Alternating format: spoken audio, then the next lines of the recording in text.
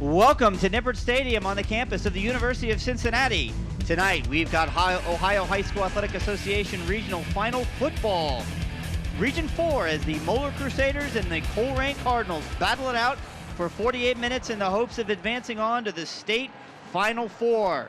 This is Chris Himanitis along with Brian Wyatt from wearecolerain.com bringing you action tonight as these two teams come into this game as the number 1 and number 2 ranked teams in the city and have traded that position throughout multiple times this year.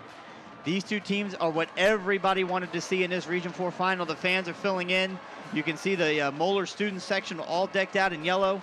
The Cardinals tonight will be in their red, and Moeller will be in their white unis. Thanks for tuning in to the broadcast. Again, this is Chris Himanitis from wearecolerain.com, joined here in the booth also by Brian Wyatt. Brian, this Moeller offense is impressive. Averaging 38 points a game. They can score in the pass. They can score in the run. Very versatile. Led by a dual-threat quarterback, Spencer Eichelbaum, the 6'2", 210-pound senior, has thrown for 17 touchdowns and rushed for 10. 27 touchdowns, one man, but he's not alone.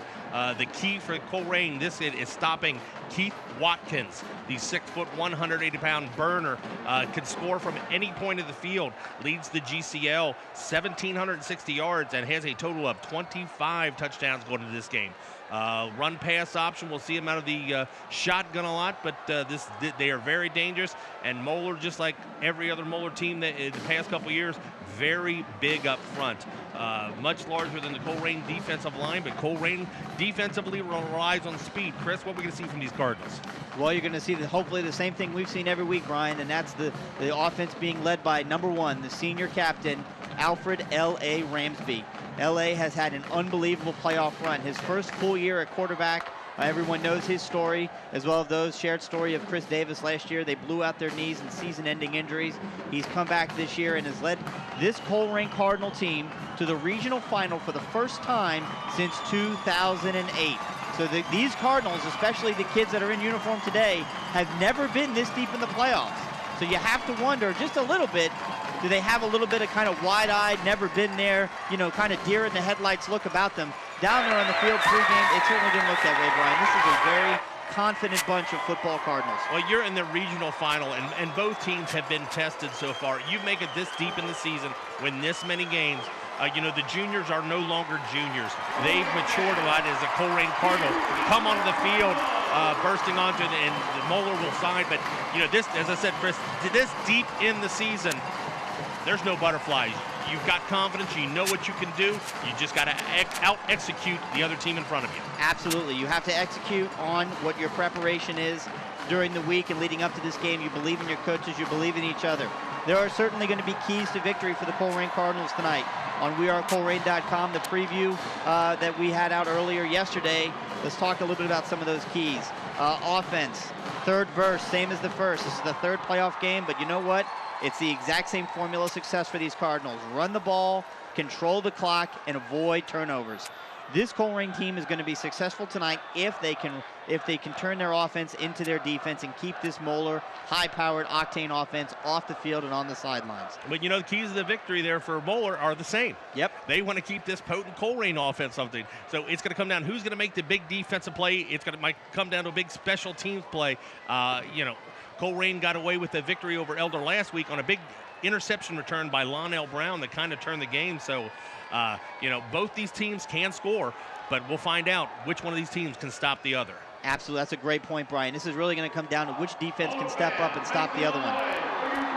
The Moeller Crusaders are now running onto the field, led by their Crusader in costume and their blue and yellow flags, and they've got a good contingent of folks here. And this team also has not won a regional final since 1997.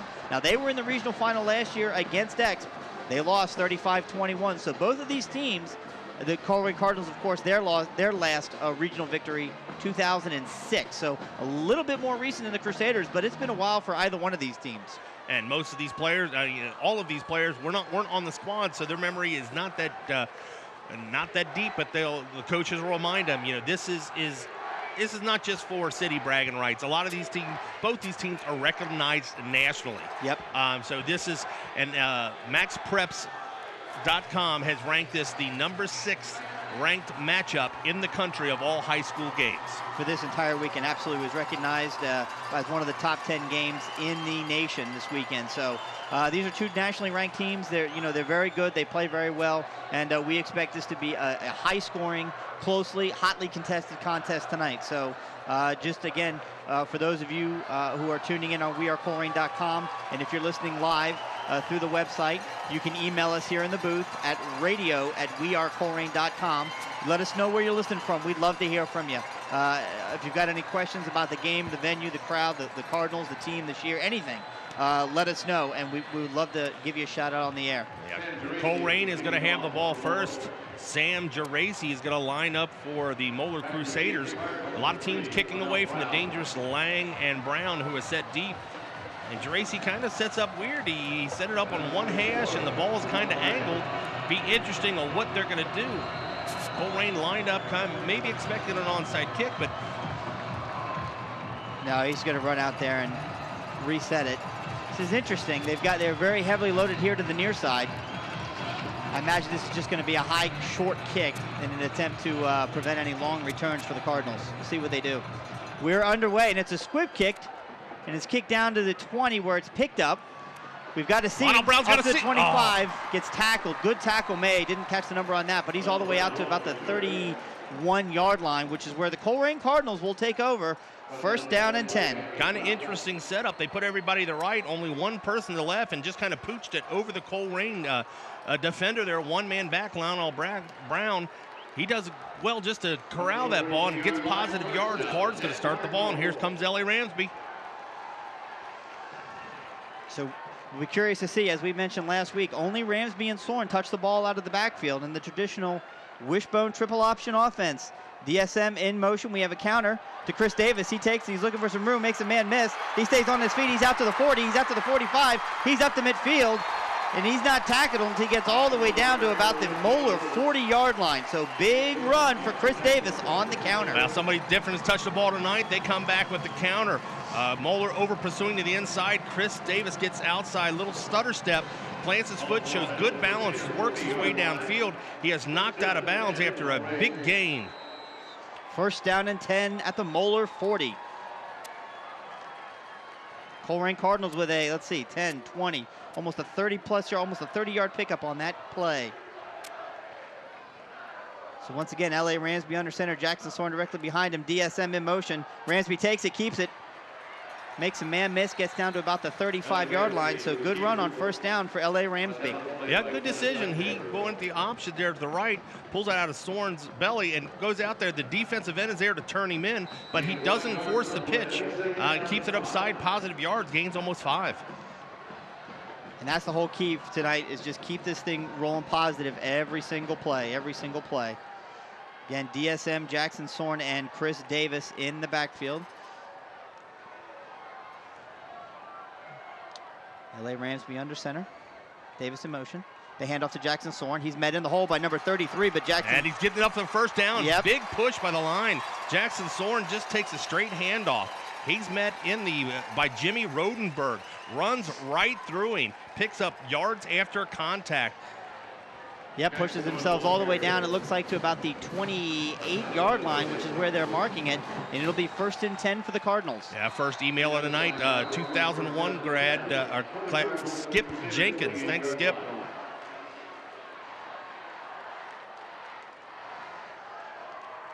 Same formation on this series every time around. L.A. Ramsby under center, Jackson Sorn immediately behind him. L.A. takes it, fakes the handoff, keeps himself, makes a man miss. He's up past the 20, still on his feet. He's going to be very close to a first down. We'll see where they mark it. I think he got it. Yeah, it's going to be very close. Again, makes a decision on the option, keeps himself, makes the first man miss, taken down by Caleb Napiver, but it is another Cardinal first down. So first down Colerain now with the Moeller 18-yard line. Very impressive opening drive here for the Cardinals. As is usually the case as most defenses try and settle in against this option, the Cardinals have got to take advantage of this great field position now into the red zone.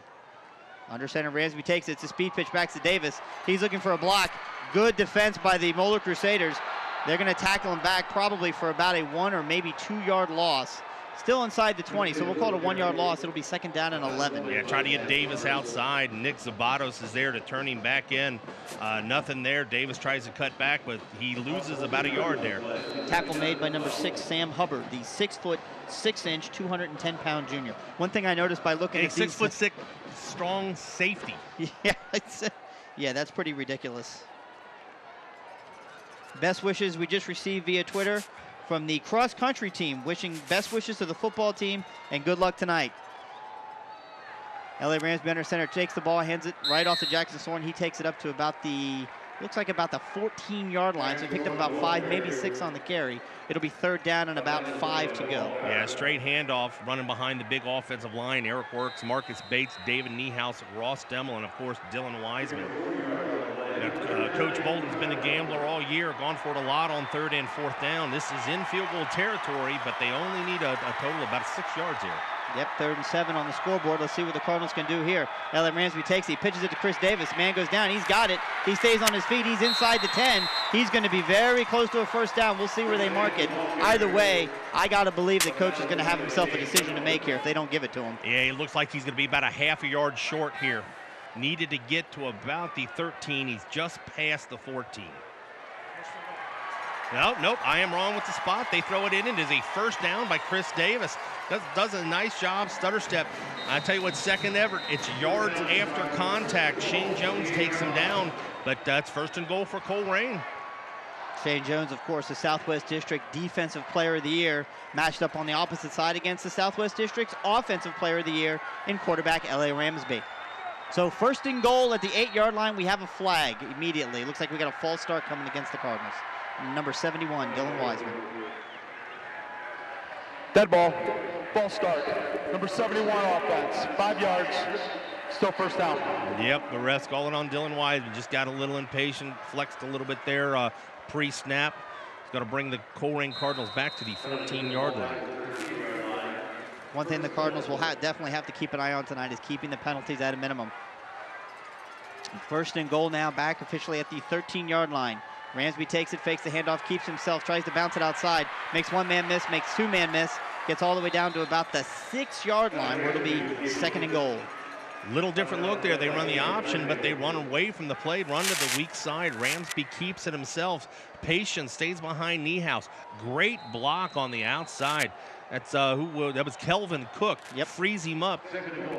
That was great patience. Good observation, Brian. He really he tucked that ball under his arm and he looked, waited for his blocks to develop, and he picked up a solid yardage on that play. It's now 2nd down and goal from the 6-yard line. DSM in motion. The handoff is directly to Jackson Soren, and he's met right at the line of scrimmage. Maybe a yard gain on that, maybe none. Either way, it'll be 3rd down and goal. Yeah, he's met by Shane Jones and a couple other, a host of Crusader players. Livingston, no gain. In comes TJ Dula and Trevon Hudson. Out of the game comes DSM, Daytwan Smith-Moore, and there was one other one ran off field. Oh, the tight end. So kind of a big package now with Trevon Hudson in, the 6'2" junior. Yeah, Colerain spreading it out, going 4 wide receivers here. Quarterback draw. So 3rd down and goal. Quarterback draw is the call. L.A. Ramsby in the shotgun now. Receives it, does exactly that. We've got whistles all over the place. He's in, but we have whistles and no play on the play. Yeah, the play clock was going to expire, and timeout comes from the sidelines of Colerain. Their 1st timeout. That is unfortunate because the Cardinals were able to run the ball, get it into the end zone. Now, of course, if the Moeller Crusader defenders stopped because they heard the whistle, might have made it a little bit easier. But that's a good call by Coach Bolden. Call the timeout. The last thing you want to do is lose more yards here on a delay game penalty. Yeah, they went shotgun there. They went 4 wide. They had him spread out, and he pretty much walked in there. But here at Nippert Stadium, at the end, the play clock is right in front of you. Ramsby's just got to be aware of that situation, but no harm, no foul. Colerain burns a timeout here. Again, just a reminder for those of you listening on wearecolerain.com, we thank you for tuning in for tonight's live broadcast. The game is being recorded and produced by Waycross Community Television and will be shown at a later time. And I'm not sure if we've got the schedule up on our website yet. or if we've received it. But as soon as we receive the schedule for the playback times, as we have all year, we will get them up on our website so you can find out when this game will be replayed locally on your Waycross television channel. Okay, now it's 3rd down and goal. 6:55 to go here in the first quarter. The Cardinals have had it the whole time. Timeout Moeller. There is no score, and now we have a timeout Moeller. Timeout Moeller. Their first timeout. We'll take this opportunity to also mention to those of you that are watching the game live online, because of Ohio High School Athletic Association rules, we are not permitted to show you live game action. So what we have done for your information is we've fixated a camera on the scoreboard. So what you'll see is the score of the game, obviously the quarter, time remaining, timeouts left, down and distance, all those kinds of important things. Again, because of the rules sanctioned by the Ohio High School Athletic Association, we are unable to show you the live action of the game itself. So unfortunately, you'll have to use your imagination and listen to Brian and I give it the best description we can. So we got a chess match right here. Colerain calls a timeout, makes the adjustment, lines up. Moeller then calls a timeout. They make their adjustment. Let's see which team makes their third adjustment. Well, that's great because now you force Moeller to use a timeout as well. So now you've got at least an even here the rest of the way in the first half. 2 timeouts left apiece. 3rd and goal for the Cardinals. Once again spread out. L.A. Ramsby in the shotgun. Let's see what he can do. He takes it. He rolls to his left, looking for some room. He's in pursuit. There's a guy behind him, and he caught him. Can't catch the number on that guy, but caught L.A. Ramsby back at the 10-yard line. That's number 19, Chalmer Freuf, a 6'4", 240-pound junior. I tell you what, as big as the offense is for Moeller, they're just as big defensively. I mean, if you look across their 22 starters, I think 2 of them are not at least 6 foot tall. Yeah, definite size advantage, speed advantage to Colerain, but Colerain's going to line up for a field goal. That'll bring out Zach Gaynor. Yep, 13 seconds on the play clock, plenty of time. Number 47, the junior, Zach Gaynor on for the field goal attempt. Snap is back, hold is down. Kick is up, it's a low kick, and it looks like it was no good. Pulled it left. So the Cardinals come up empty on their first drive down to down into Moeller territory, and again, that's why you really want to try and get touchdowns on the board because it's going to be difficult to keep up with this Moeller team if you get that far and you don't get any points. Missed it about 5 feet wide left. Yeah, just a little stiff leg and pulled it left. Moeller makes the first big defensive stop. Colerain, 1st and goal, comes away empty. A missed field goal at the high school level is treated as a punt as it goes into the end zone. Moeller will have the ball 1st down at the 20. So again, this offense led by number 7, Spencer Icavone, the senior, as well as senior Keith Watkins, the second, number 3, Michigan State recruit in the backfield. Northwestern recruit. Icavone fakes the handoff, keeps himself. He's got plenty of room. He's out to the 30. He has enough for the 1st down. He's taken down by number 3 on the tackle, but not until he gets all the way up to the 37-yard line. So big 17-yard run for Spencer Icavone. Yeah, he will run the ball tonight. There's no doubt about that. Icavone does a good job, reads the option. Colerain defenders overplay Watkins there. He keeps it himself. Brings it all the way out to the 32-yard line where he's taken down by Lonnell Brown. Missed assignment. They hit him in the backfield. They just can't let him loose. Yep, 1st down and 10 for the Moeller Crusaders. Brian, on the 37-yard line. Yeah, Moeller goes under center this time with a big number 67. They got an offensive lineman in the backfield. Yep, there's a pitch. They moved early. Yep, they moved early. There was a pitch to Keith Watkins trying to run right. We've got flags on the play. Get the official call here. Dead ball, false start. Number 67 offense, 5 yards. Yeah, first down. Moeller had 2 fullbacks in the ball game, and one of them was number 67, Alec Gall, the 6'5", 295-pound offensive lineman, leading the way in the backfield. Alex Gall, a Miami University recruit, and when I say Miami University, I mean as in Florida. So Spencer Icavone takes it, hands the ball off to Watkins. He's got it, and he runs through the line. He stays on his feet, and there he goes. He's up to the 50. Number 3's after him, chases him out of bounds, but not until he gets all the way into Colerain territory, down to about the 36-yard line of the Colerain Cardinals. So once again, Keith Watkins, he's got the ability to shed tacklers and get some moves on, and he did just that. Yeah, Moeller coming out quick, no huddle. Eric Johnson of Colerain had him in the backfield, but another broken tackle leads to a big gain. Spencer Eichelbaum fakes the handoff. He pitches it out to number 14, who's got it, and he takes it up to about the, let's see where they mark it, at the 25-yard line. It's going to be another first down for the Moeller Crusaders. So they're moving fast and furious now, marching right down the field on this Colerain defense. No huddle. The only thing slowing them down right now is the chains. They go play action there this time. Colerain overplaying the run game, and they get it quickly out to the wide receiver where he picks up the Moeller first down. In the shotgun, Spencer Eichelbaum takes it, fakes the handoff, hands it off to Keith Watkins. He's got it. Jalen Christian is on him, but Keith Watkins drags him another 5 yards down to about the 15-yard line. It's going to be very close to another Moeller first down. They're getting 10 yards a pop. They gave him the first down on that. That's 3 consecutive plays with first downs. This defense has got to find a way to adjust and slow this offense down. He's got 3 wide receivers split wide to the right, as well as Keith Watkins in the backfield. Backs away now, trying to get a new call from the sidelines. First down and 10 at the Colerain 15-yard line. No score, but Moeller threatening. Eichelbaum takes it, fakes the handoff, keeps himself, runs up through the line, gets all the way down to about the Colerain, looks about like the 7-yard line. He'll be short of the first down, but it'll be about second down and 1, maybe a short 2. Yeah, Eichelbaum on the read action does the right decision, keeps it himself, follows a nice block up front. Tigre Scales takes him down, but not after an 8-yard gain. Second down and 2 for the Moeller Crusaders at the Colerain 7-yard line. It's a straight handoff to Watkins. He takes it and runs in the line, looking for some room. He just keeps chugging those feet. He's going to have enough for the first down. Gets down to the Colerain 5, and it'll be first and goal for the Moeller Crusaders. Yeah, out of the shotgun, he's got a lead fullback in front of him, and he just goes through a Colerain. A good penetration up front, but a good push by the much larger offensive line does lead to the first down. Well, that is concerning. We talked about the size of that offensive line. They are huge and they are strong. And it's only the first quarter. They start wearing down this defensive line now. It could be a long night for the Cardinals. They're going to have to find some way to slow down this offense. 45 in the backfield at fullback. Keith Watkins in, of course, and Spencer Eichelbaum. First and goal for the Moeller Crusaders. Eichelbaum takes it, hands it off to Watkins. He's got it. He's going to push himself all the way down to about the 2-yard line. It'll be second down and goal. But that kid is, I tell you what, he's 6 foot, about 180 pounds, but he's strong. They list him over about 200 pounds, yeah. First contact was made by Tanner Fisher in the backfield, but he runs through the first man. The first man doesn't take him down. I don't think Keith Watkins is going to be taken down tonight by any first man. Yeah, Colerain bringing a little bit more beef. Dylan Wiseman in at nose tackle.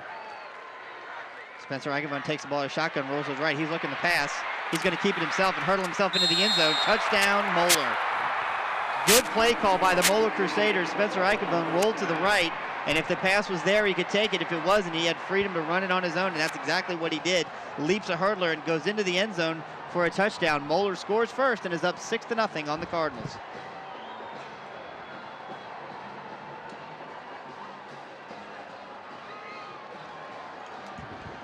Eichelbaum does a great, he run pass option. He goes out there and the Moeller strikes first. Now the ever important extra point. We saw the importance of extra points last week as the Cardinals were able to beat the Elder Panthers on a mixed extra point and a couple of points in the game. But snap is back, hold is down, kick is up, and the kick appeared to be good. So with 3 minutes and 17 seconds to go in the opening quarter, the Moeller Crusaders, unlike the Cardinals, made good on their promise of scoring on their opening drive and now lead Colerain 7-0 here in the first quarter. Yeah, watching the replay here, Eichelbaum makes a decision. The pass isn't there.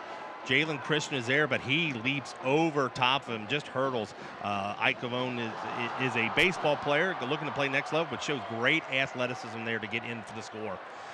So 2 possessions, one for Colerain, fizzles inside the 10-yard line. And then the Moeller answers back with an 80-yard drive of their own. Colerain's really got to answer back, but Moeller coming out with these first 2 possessions with a lot of confidence. It was an 8-play, 85-yard drive, taking up 2 minutes and 48 seconds. So, as we said, this Moeller offense they can move fast, they can pick up big chunks of yards early, but it seems to me, Brian, that this Colerain team has found themselves down almost as many times this year as they've been up. So they certainly know how to fight back. Down 14 points the week 3 to St. Xavier Bombers. So, there's a lot of football left to play. And on that drive, Colerain was in position to make tackles in the backfield. They just kind of just missed tackles and led to big plays. So you make the tackles in front of you, they don't move the ball. So this time, Geraci tees it up in the middle of the field. Looks like this will be more of a traditional kickoff from the 40.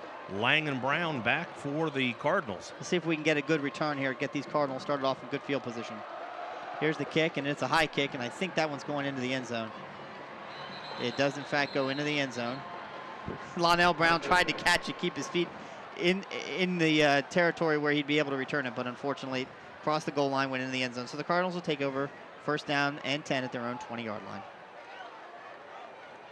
So how Coach Bolden's got to answer back with the squad here. 3 minutes left in this first quarter, only down 7-0. With both teams having effective running games, Moeller the only one be able to cap on it. But this, if this game and the offenses keep running like this, it's going to be a very quick clock with limited possessions. Well, both teams clearly like to run the football. I mean, Colerain, obviously, that's their bread and butter, but the Moeller Crusaders too. And look how many they got stacked in the box, Brian. They're all there. There's a counter this time off the DSM, and he takes it, all 5'5" of him, gets it out past the 25-yard line up to about the 26. It'll be second down and 4 for the Cardinals. Yeah, 5'5", Datewan Smith Moore takes it, finds a crease up there, taken down by the 6'6" Sam Hubbard. How low did Sam Hubbard have to go to make that tackle? We just kind of smothered him right there. So once again, wishbone offense here. Cardinals not doing anything too exotic on offense. They're trying to establish the run game, and that's exactly what they're doing. They've moved the ball fantastic on their first drive, just stalled there in the red zone. Just got to finish what you start. Underneath center now, hands the ball off to Jackson Soren. He takes it, moves the pile forward, out all the way to the 34-yard line. 33-yard line. It'll be first down Cardinals.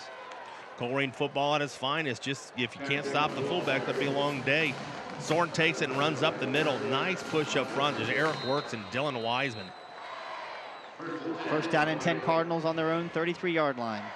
2 minutes and 28 seconds to go here in the opening quarter, down 7-0 to the Moeller Crusaders. We talked about a high-scoring affair. It may not be, to your point, if both these teams are just running the football and this clock expires, there's not going to be a whole lot of possessions for either team. That was a handoff to Jackson Soren, picked up about a yard and a half, maybe 2 on the play, down to the 30. It looks the 35, excuse me. Yeah, picks up 2 yards, taken down by Jim Rodenberg, coach's son. Kind of catches him from the weak side, rides him to the ground. Well, anyone that follows and watches Colerain football knows exactly what they're seeing here. They're seeing the Cardinals continue to commit towards inside running, and then at some point they'll pop an outside run either on a pitch or maybe a pass down the sideline to see if the Moeller Crusaders are awake. Second down and 8 on their own 35. DSM in motion. The handoff once again is to Jackson Soren. He gets a great push by the offensive line, makes it all the way out to about the 44-yard line. It might be enough for the first down. It is. They're signaling first down, Cardinals. Caught the Moeller Crusaders guessing there. They lined up, and the defensive line from Moeller Crusaders kind of shifted to the right, and Cardinals run left. Jackson Soren finds a big hole and a first down. So again, no huddle we see from both of these teams. Kind of line up and look to the sidelines for any adjustments. Ransby under center, takes the ball, drops back, looks to pass. He finds a man open downfield. It's good covered. The pass is made, and it is incomplete. Knocked loose by number 21. The ball was there in his hands, but unfortunately couldn't quite come down with it. I believe that was T.J. Dula on the intended receiver. Yeah, ball just kind of floated a little bit late there. Ransby had time and got it up there and tried to find T.J. Dula. But again, number 21, that's Chris Kessling, the 6'2", covering the 5'7". Yeah, great play by the Moeller defender. That ball was almost in Dula's hands, but he came around behind him, got his hand in there, and knocked it out. Great adjustment late in the play. Yep. So now it's second down and 10. Ransby takes it, once again hands it off to Jackson Soren. Bullies himself up for about 5 more yards on second down. It'll be third down and 5. Close to midfield. Coach Bolden has been known to go near midfield. He's got a good punter. Third down and 5, but Colerain, no huddle, right to the line of scrimmage. Yep, Ransby under center now, backs away a little bit. Wants to get the call from the sideline. Moeller's got them all stacked in the box. Ransby takes it, his speed pitch back to DSM, he's got it. But he's going to be tackled though. Good tackling by number 19 of the Moeller Crusaders. DSM picks up maybe about a yard on the play. It's going to be 4th down and probably 4. Tries to get a little speed outside. Chalmer Fruoff is there to take him down. Ankle tackle, but and here comes the punting unit here for the Colerain Cardinals. And this is the absolute right decision. The Moeller offense is dynamic, and they've proved on that first drive that they certainly can move the ball. Make them go as long as you possibly have to go. Trevon Hudson to kick for Colerain. Can't really pick up the number from the Moeller player. We have a whistle. That is the end of the first quarter. So the Cardinals will have the ball, 4th down and 4 to start the second quarter, but held scoreless are the Cardinals. They're down 7-0 to the Moeller Crusaders. Colerain needing to battle it back, gets stopped right here, cannot, have been down 2 scores before, twice early in the year, have fought back, but Moeller playing with a lot of confidence, and their fans really loud, Colerain's fans really loud. I mean, we got 3 quarters left to play. This is what playoff football is all about, Chris. Oh, absolutely. These are generally considered and have been considered the 2 best teams in the region the whole year. Moeller started the year preseason #1 in the Cincinnati Enquirer coaches poll, and they held that spot until week 4 after a loss. Colerain ascended to the #1 spot after their win against St. Xavier in week 3, so they kind of flip-flopped there in week 4, and Colerain held on to the #1 spot in the coaches poll for the entire season, and was the Enquirer Coaches Poll champion at the end of the regular season, with Moeller finishing 2nd. So, like we said, it's been 2006 since the Cardinals won the region. It's been 1997, which is unbelievable to think of, but it's been that long since the Moeller Crusaders have won the region. So both of these teams are hungry to advance out of the region and advance on to the state Final Four. Max Foley for the Moeller Crusaders is going to set up about his 10-yard line. 4th down and 4. Colerain now waiting for the referee. There we go. There's the whistle. Snap is back. Trevon Hudson's got it, and he boots it. Moeller signals to stay away from it. That was a good call on their part. And there's a big block behind the play. Number 33 from Moeller might have touched the ball when it was on the ground. Making a block. Coach Bolden is out there wanting the referees to discuss this, getting his players back. But the ball was bouncing on the ground, and a Moeller Crusader was trying to make a block, and Coach Bolden thinks he touched the ball. The referees disagree with him. It will go back to Moeller Crusaders' 1st down. Well, that's going to be that's a tough call to make. I believe a Colerain Cardinal might have touched it first. We're kind of watching a replay here up in the booth, and I believe they got this call right, Chris. So good call by the Stripes that it's going to be Moeller football on the 25-yard line, 1st and 10. 26-yard line, excuse me. 1st and 10 on the 26, Moeller Crusaders. Spencer Eichelman in the backfield. Got a whole party back there with him. Well, look at Moeller just going with a big package. 2 big fullbacks right there. Colerain has almost everybody in the box.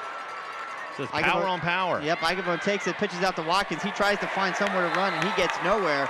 T. Gray Scales in on the tackle, but I believe that was made by number 37, Corey Lozier.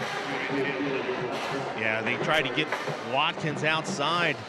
Lozier does a good job. Scales fights off a block and takes him down. Lozier was there also, but no gain. 2nd down and 10 at the 26. Moeller Crusaders, Spencer Eichelman in the backfield, number 24 in motion. Takes the ball, fakes the handoff twice. He looks to pass it downfield, and it is picked off! Picked off by number 24, DeJuan Lang. It was intended for number 24 of the Moeller Crusaders. I think it tipped off of his hands and right into the hands of DeJuan Lang. Yeah. Interception, Cardinals. They go play action there, and he tries to find Andrew Krause on a wheel route, and he bobbles a little bit, and DeJuan Lang for Colerain, 24-24, is right there. Colerain has the ball at the Moeller 48-yard line. He could not have been in any better position to get that interception. So right back on offense, come the Colerain Cardinals. 1st and 10 at the Moeller 48-yard line. That's a bang play, and great play by DeJuan Lang to have the presence of mind to pick that ball about 2 inches off of the turf. LA's got it. You got whistles everywhere. Yeah, I believe they got 42, Josh Bolin, the tight end, a little bit early. off the line of scrimmage. Dead ball. False start. Number 42 offense. 5 yards. Still first down. You know, you hate to make a point of it here, but as we start the second quarter, that is the 3rd false start penalty against the Cardinals tonight already. And it's only 5 yards. It tacks on every single time. And it against this team, again, you don't want to make it any harder for yourself than you have to. Now to the shotgun. Colerain's gone 3 wide receivers. Chris Davis one-on-one with a defensive back here on the near side. Jackson Sorn offset behind Dylan Wiseman. L.A. Ransby in the shotgun. 4 seconds on the shot clock, or excuse me, on the play clock. Already moved on to basketball. Timeout. And they have to burn another timeout.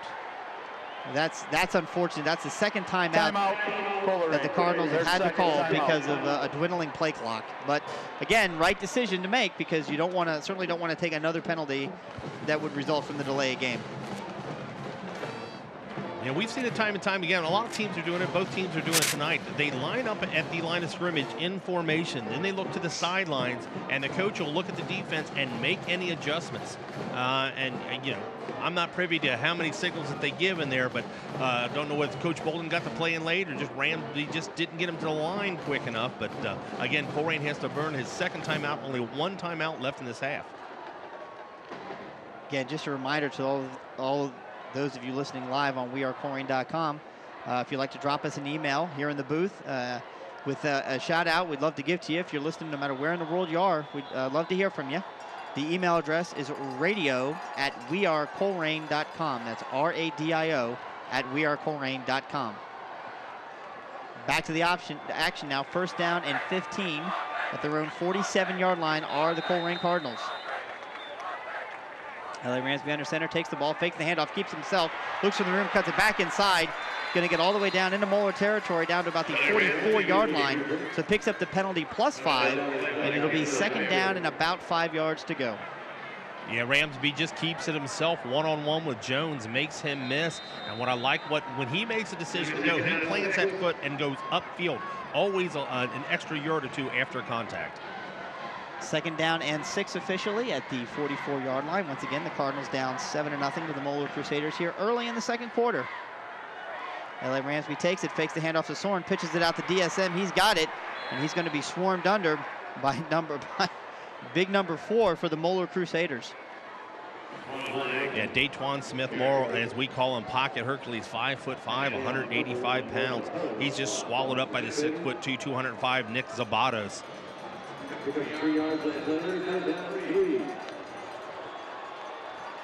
So it's now 3rd down and 3 at the 41-yard line. Big 3rd down here for the Cardinals. You'd love to see them just pick up the 3 yards and not have to think about it on 4th down. It's a counter. Chris Davis has got it, and he's got some room. He's going to have enough for the first down. Twirls around and makes it down to about the 35-yard line. It'll be first down for the Cardinals. And they go with the play that they started the game with, was successful with the counter, following the pulling guard. Eric Works and Marcus Bates out there. Rodenberg stops for the Crusaders. Ball spotted at the 35-yard line. First down and 10. L.A. Ransby up under center, getting the plays from the sideline.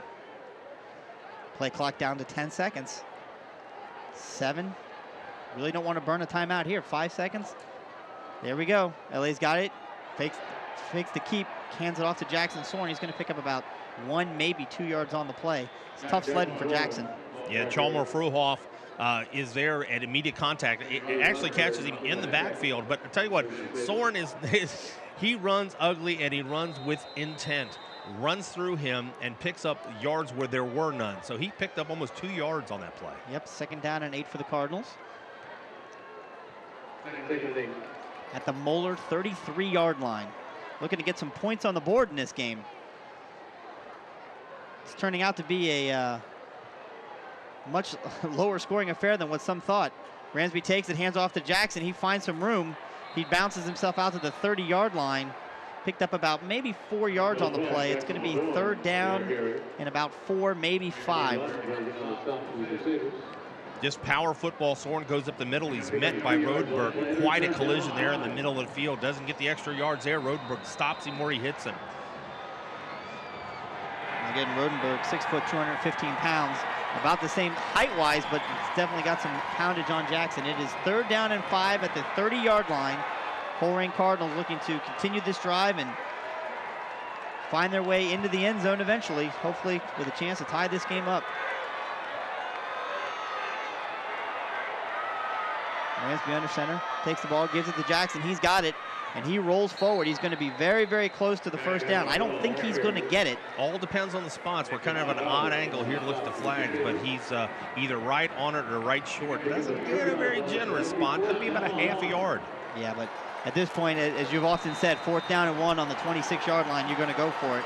So big 4th down for the Cardinals upcoming. They take it. L.A. Ramsby's got it. He stays on his feet, breaks it down inside the 20-yard line, picks up 5 yards and a first down, Cardinals. Yeah, they go quickly to the quarterback sneak. Moeller really overloading of the center, and Ramsby, smart decision, goes off guard. Picks up 3 all the way down to the 20-yard line.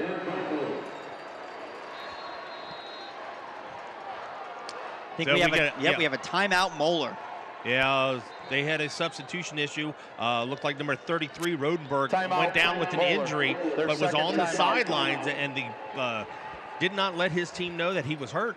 So his substitute wasn't ready to come in, so Moeller has to burn up their second timeout. We'd like to give a shout out to all of you listening on wearecolerain.com live via the website. Also want to take a minute and thank the Colerain Boosters. This year, for the first time, the Colerain Boosters approached wearecolerain.com, those of us here, our owner, Jason Helfrich, and said, hey, we love what you guys do so much for Colerain Athletics and Colerain High School. We want to make it so you don't have to worry about where your next dime is coming from to broadcast all of our athletic events and other events to the world. So they are in full support of what we're doing, and we are now officially sponsored by the Colerain Boosters. And I'll tell you what, for all the good feelings that came a couple of weeks ago by the passage of the levy in the Northwest Local School District, we can't say enough about everything that the Colerain Boosters have done, not only for Colerain High School, but for Colerain Middle School, for White Oak Middle School, and for all the feeder elementary schools for Colerain High School, from scoreboards to walkways and all kinds of things. They get the job done. And we'll talk more about that later in the game because they are certainly a worthwhile cause. It is 1st down and 10 at the 20-yard line. The Colerain Cardinals looking to push ever deeper into the Moeller red zone. Through 3 wide receivers, but he's under center with only 1 back. Yep, Ramsby takes it, fakes the handoff to Jackson, who's tackled immediately, keeps himself. He's going to pick up about 5 yards on the play. Shed a tackle attempt by number 91 of the Moeller Crusaders. Yeah, Caleb Napier takes him down, but Ramsey, kind of an interesting formation. They had 3 wide receivers, but only Jackson Soren in his traditional fullback position lined up behind Ramsby. Kind of overloading one side. Colerain's going tackle over now. They brought both bodies. They got big David Niehaus along with Dylan Wiseman. 2nd down and 5 on the 15-yard line. Ramsby in motion. Jackson Soren fakes the handoff. Chris Davis has got it. He's going to have to try and find somewhere to run. He spins, and he's lucky he was able, I think, to pick up 1 yard on that. He ran wide left, and there were 2 Moeller defenders out there waiting for him. He made a miss, but he didn't pick up much. Yeah, gets back to the line of scrimmage. The option is there, and he gets it to Davis, but the pitch is a little bit behind him. Makes him slow down enough where Nick Zabatos can catch up. It's going to bring up a 3rd down and 4. We mentioned earlier in the broadcast that Zabatos is a freshman. We apologize. He's a senior. That was according to the GCL website. Yeah, they had him marked as a freshman, but he is, in fact, a senior. So this is a senior-laden, talent-rich team. Both Moeller has offense and defense. So big task for the Cardinals tonight. L.A. Ramsby takes it, pitches to Jackson Soren wide. He takes it all the way down to the 5-yard line. Plenty for the first down, and it'll be 1st and goal Cardinals. There's a little bit of an unconventional pitch. I haven't seen that one in a while. Well, we've seen it before. They go out there, and he just has the fullback with him and reads it himself and gets it out to Jackson Soren. Jackson Soren, not the speed burner outside. The defensive backs aren't usually that much contact with the fullback. He runs through him. 1st down and goal, Colerain at the 5-yard line. Let's see what L.A. Ramsby can do here at the 5, under center. I'm getting the signals from the sideline. Got a score on this time. They were unsuccessful. This is only their 3rd possession of this half. It's a counter. Chris Davis has got it. He's looking for room. He's tackled, but he picks up about 2, maybe 3 yards on the play. It'll be 2nd and goal. Nick Sabatos in on the tackle again. We're going to be calling his name a lot tonight. So 2nd and goal at the 3-yard line. You got 3 plays to get 3 yards right here. Just go straight to the option. Look for Jackson Soren to go heavy here. Yeah, absolutely. We haven't seen the big boy package in a while, Brian. They really haven't needed it. Chris Davis in motion. Here's the handoff to Jackson Soren. He takes it. He's into the end zone, I think. Touchdown, Cardinals! Colerain comes back after unsuccessful in being stopped in their first possession. March down the field after a turnover by Dwan Lang. Jackson Soren takes it in on 2nd down. 3 yards into the end zone. Zach Gaynor in for the extra point. That was a classic Colerain drive. Eric works your holder. Spencer Henn the holder. Eric works the snap. Down. It's good. Take us up. And it's good. So with 5 minutes and 24 seconds to go here in the first half, the Colerain Cardinals have tied it up. We are all knotted at 7 apiece in what has been, I wouldn't necessarily call it a defensive struggle, Brian. I'd just say that these offenses are just chunking off yards, piece by piece. They really haven't seen the big play yet. Well, they've both been methodical in their approach to the offense. They're both, not big plays, but just marching down the field, eating up the clock, accepting what's in front of them, and staying patient. So it's going to eat up a lot of clock. Both teams with 2 possession. Colerain stopped in the first one, scores on the second one. Moeller scores on the first one, is stopped on the second one. So. Yep, that touchdown brought to you courtesy of the interception by Dwan Lang. So 7 points off turnover so far for the Cardinals. We got an email here from Dan Meyer from my class, 1993, listening in Newport Richey, Florida. Go Cards. Dan, thanks for listening, bud. We appreciate it. Now, the freshman kicker, Christian Dineski, tees it up for Colerain at the 40. Again, not very often you see a freshman kicker get a chance to kick the ball on varsity. He's one of ours, so I know he's a freshman. Jack Gruber back for Moeller Crusaders. First kickoff for the Cards tonight. Dineski gets underneath and he kicks it high. Not very deep, though. It's going to be caught at about the 12-yard line. There are whistles all over the place. I wonder if that's offsides against the Cardinals. Offsides against the Cardinals. That's the second offsides call this playoff against the Cardinals on the kickoff.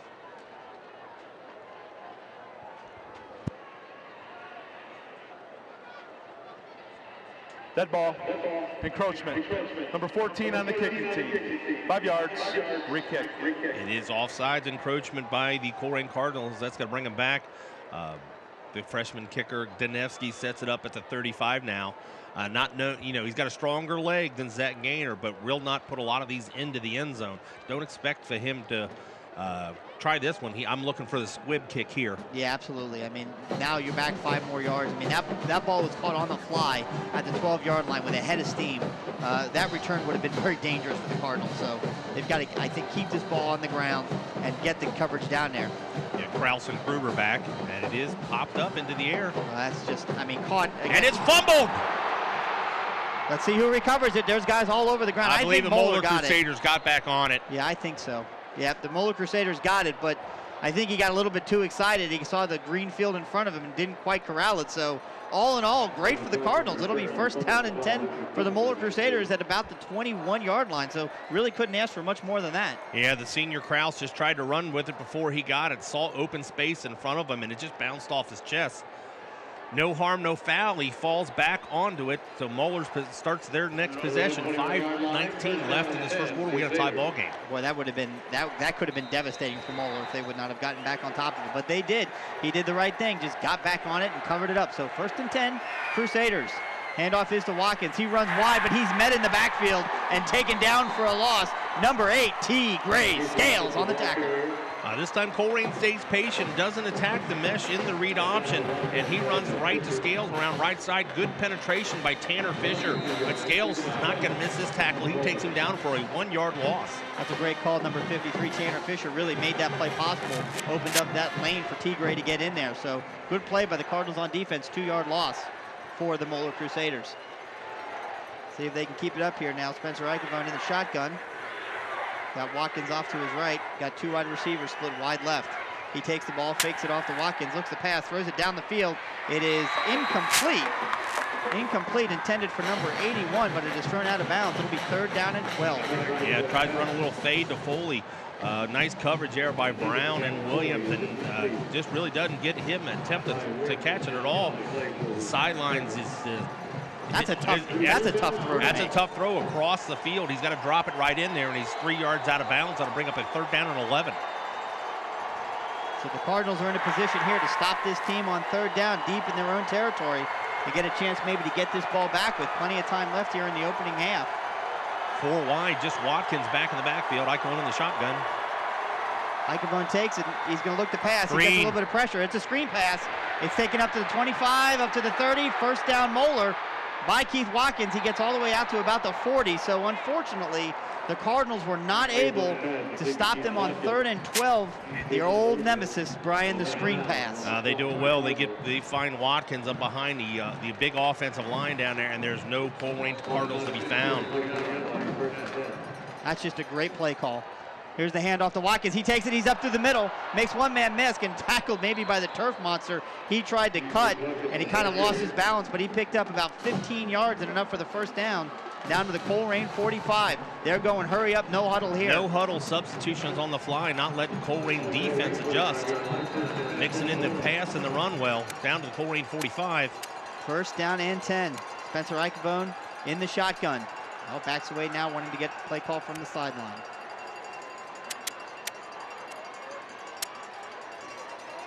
Clock ticks under 4 minutes to go here in the opening half. Tied at 7, the Crusaders are driving. Fakes the handoff, keeps it himself. Tries to make a man miss. Picks up a few yards on the play. That's size right there by Watkins, by Icabone. But good tackle made by the Colerain defense to prevent that to be much bigger. Yeah, Icabone's 6'2". He's taken down by Jalen Christian, another one of the smaller defensive back, but does pick up 3 yards on the play. 2nd down and 7. 3:33 left to play in this quarter. Snap is back. The handoff is to Watkins. He makes a man miss, drops the ball, but picks it right back up. But he's tackled for what appears to be about a 2-yard loss. It's going to be 3rd down and about 9. Had the ball in his hands, dropped it, had hit the turf, bounced right back up to him. Looked like maybe D.D. Durham got a paw in it, or it might have been Eric Johnson. One of the Colerain defensive line kind of reached in and poked it loose. Finally taken down by Marizzi and Lozier. You're exactly right. Defender, as he was getting blocked away from the play, got his hand out and knocked the exchange, and that's causing now a 3rd down and 9. Second 3rd down attempt on this drive for the Moeller Crusaders. Just successful on 3rd and 12. Snap is back. It's a reverse. It's a reverse to Watkins. Well defended by the Cardinals, but unfortunately couldn't quite make the tackle. And depending on the spot. No, he's got it. He's going to pick up about, looks like 11 yards on the play. They went jet sweep, came back, found Watkins coming back, and it looked like as Casey Lozier in position to make the play, and just Watkins gets outside of him. It was a handoff to 14, who then caught Watkins coming back the other way, pitched it to him, and he took it, stayed on his feet. Good balance shown by Keith Watkins. This time we got both tackles from Colerain. Might have flexed a little bit. They're pointing to Colerain, seeing that they were drawn off sides, but Colerain's defensive line. Start. Number 67 offense. That's a false start against number 67. Alex Call, the Miami of Florida recruit. Knocked him back 5 yards, so it'll be 1st down and 15 with 2:35 to go here in the 1st half. They could have called either right or left tackle on that play. They both flexed. Boy, if the Cardinals can just find a way to keep Moeller off the scoreboard here, they can go into halftime knowing that Moeller will get the ball to start the 2nd half. You'd love to keep him out of the end zone or off the field goal. Watkins in motion out top, goes one-on-one with Juan Lang. Icabone takes it. He's going to keep it himself. He's met right in the hole by Rudy Marizzi, but he falls forward and picks up about another maybe 2 yards. Didn't quite get the penalty back, so it's going to be 2nd down and probably 12, maybe 11. Looks like 2nd down and 11 for the Moeller Crusaders. Tick, tick, tick, tick, tick. Both teams with only 1 timeout left. Still plenty of time, 2 minutes left until halftime. Yep. They go 4 wide again. Watkins is the only one back with Icabone. Got 3 wide receivers split wide right, 1 wide left. Icabone drops back to get his signal. Watkins now switches sides and lines up immediately to the left of Icabone. He takes the ball. He's looking to pass. He throws it over the middle of the field. There's no one there. So it'll be 3rd down and 11. stops the clock with 1:41 to go here in the opening half. Score tied at 7. Yeah, it looked like he was looking for the post there. Nice coverage by Lionel Brown and the defensive backs from Colerain, really cutting off the passing lanes. There's absolutely no room there. You know what? That might actually have been overthrown by the tight end. Kind of thrown it in between the two. Not really sure where he was throwing that, but third down, probably 2-down territory here. Third down and 11. Ball on the Colerain 34-yard line. Lined up once again, 45 and 3 in the backfield. Watkins lines up to the right, always moves over to the left of Icavone. Icavone takes it, he's looking to pass. Not a lot of pressure, throws it deep downfield, and it is caught. Out of bounds. Out of bounds. He did not get a foot in bounds, so it'll be 4th down and 11. High school, you only got to get 1 foot down. The referee rules him out. Trying to find Casey Pieper. Good coverage by Lionel Brown, but he's just over top of it, and he is clearly out of bounds. A nice play by the defender. Yes. You saw the Yeah, it looked like he was going to come down in bounds, but Lionel Brown does a good job, and it makes contact and forces him to out of bounds. And that's going to bring up the field goal unit. This is a real long field goal here.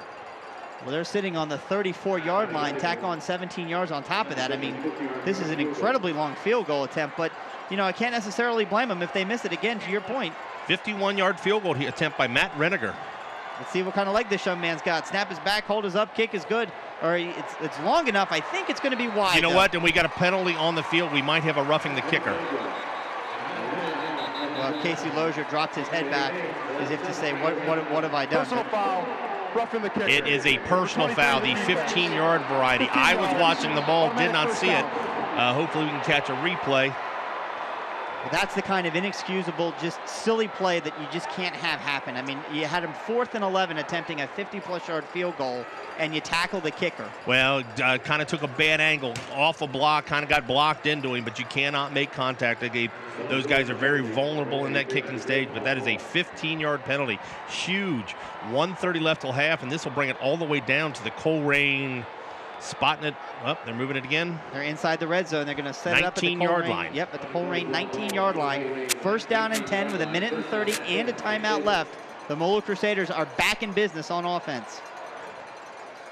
Takes it, fakes the handoff to Watkins, looks to pass, throws it down the middle of the field, and it is not caught. Not caught. They're calling it incomplete. I tell you what, I don't know how he's calling it incomplete. He found the tight end right there, and it was wide open. When he hit the ground, he released the ball. Well, he's saying he bobbled it. I saw him explain to the receiver that he was bobbling the catch and never had possession of the ball. I didn't see it. I don't know. I thought he caught it, but again, I'm 500 feet away up in a press box. I don't know. Yeah, Evan Johnson is there one-on-one. I believe that's Christian. Either way, he was wide open down the middle of the seam. These refs have gotten everything right so far tonight, so I'll give him the benefit of the doubt. Here's the handoff to Watkins. He takes and runs hard. He's looking to get some room, but he's wrapped up after about a maybe 3, possibly a 4-yard gain by the Colerain defense. The ball stays in bounds, obviously, and the clock continues to tick.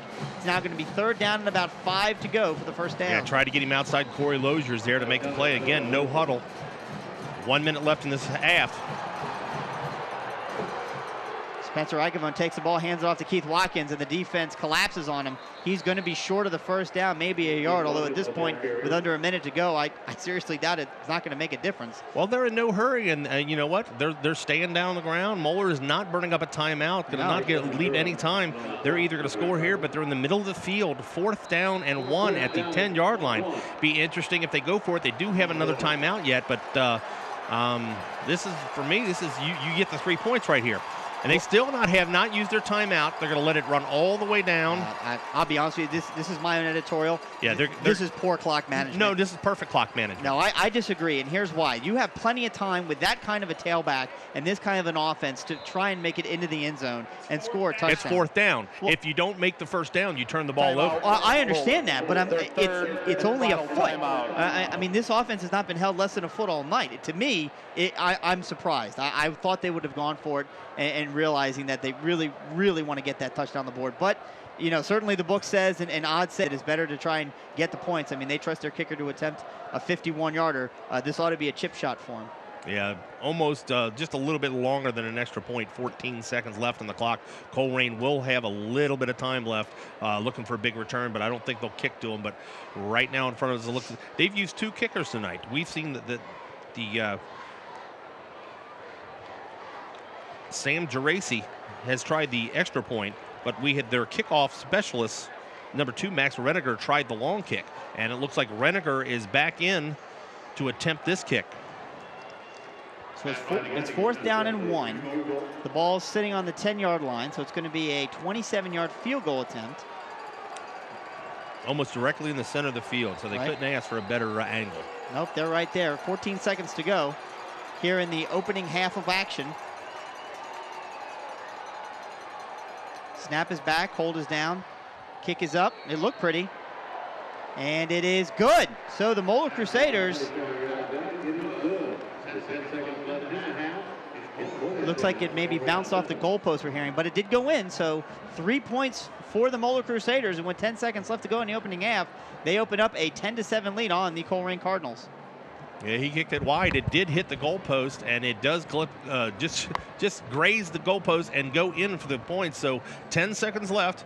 Moeller Crusaders take a 3-point lead, up 10-7 on the Colerain Cardinals. Colerain got 10 seconds left to score. They've got the speedsters to do it, but they'll probably kick it away from them. And you know what? We got another email right here, Chris. Go ahead.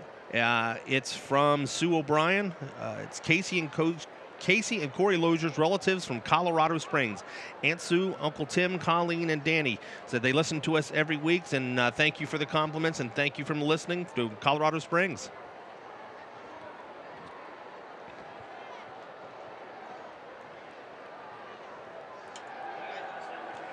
So Sam Geraci in to kick for the Moeller Crusaders. Just a reminder for those of you listening on wearecolerain.com, we will be, we'll still have live footage. We're going to bring you to the band performance at halftime on the field, so you'll be able to see that. And of course, we'll step away for a minute to give ourselves a little bit of a break. We'll try and update you later and on during halftime with scores around the state.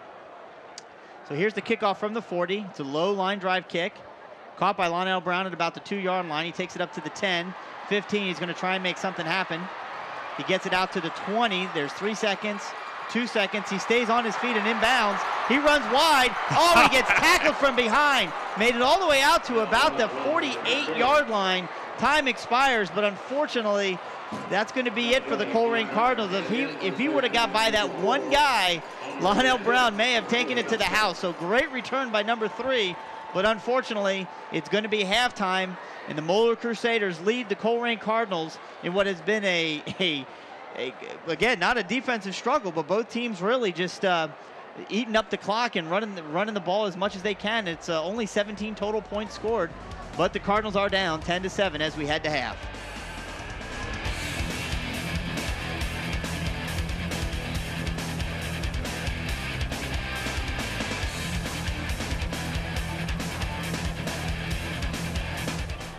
Do you like what you see? Do you want to see more programs like this? Well, check out waycross.tv for this program and others like these.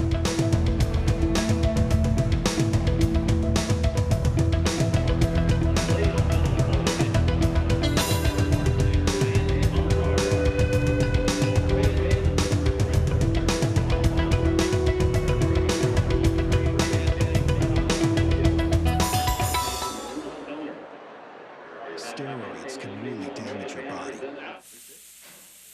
They can cause tendons to tear and bones to stop growing, damage kidneys, destroy the liver, even cause heart attacks and strokes. Not to mention something else they can do to a guy's body. Find out more about the dangers of using steroids. Visit drugfree.org. The Ohio High School Athletic Association is about sports, that's obvious. But it's more than just a competition. What we're really about is learning. Young men and young women stretching themselves in pursuit of the ideals that will guide them for a lifetime. It is an important mission, and we share it with schools, families, and communities. As Commissioner of the Ohio High School Athletic Association, I look forward to working with you to help our young people build their futures.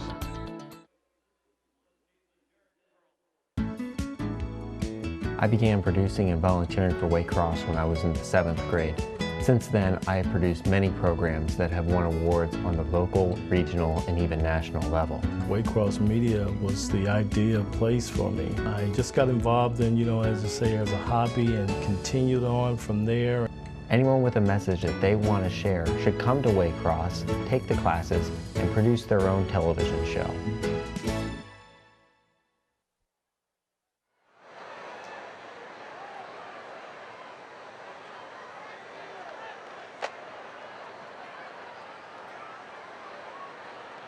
Ladies and gentlemen, the Colerain Cardinal High School Marching Band.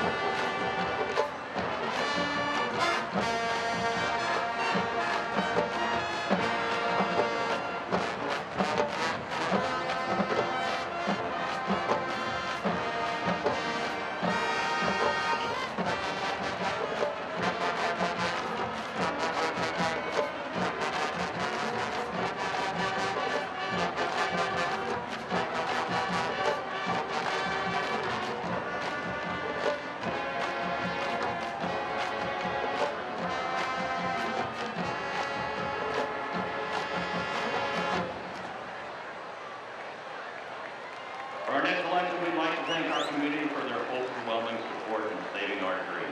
We proudly present a message on the field while we play Dream On by Aerosmith.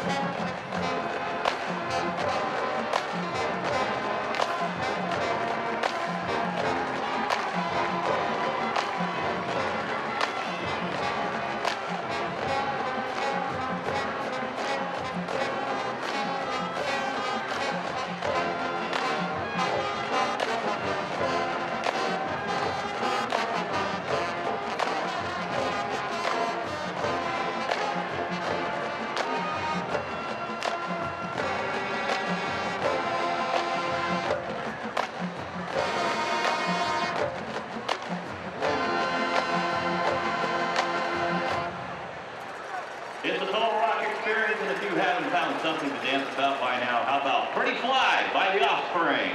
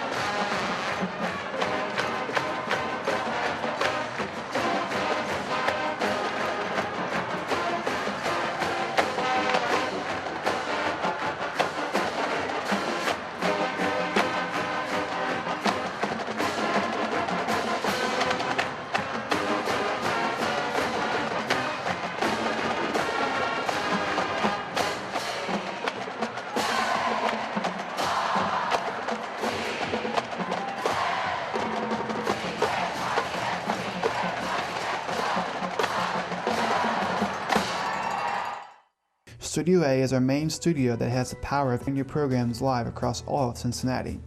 Studio A is equipped with 4 high-grade professional Hitachi cameras, a lighting board, along with a 900 square foot studio. With such a large studio, you can produce anything to a 1-hour talk show to a band performance. The control room was built to hold a full crew, so each person is assigned to a piece of equipment. I walked into Waycross not knowing basically anything about running a show, a television station, anything like that at all. Just the 3 short days, I mean, what an incredible amount of information I got.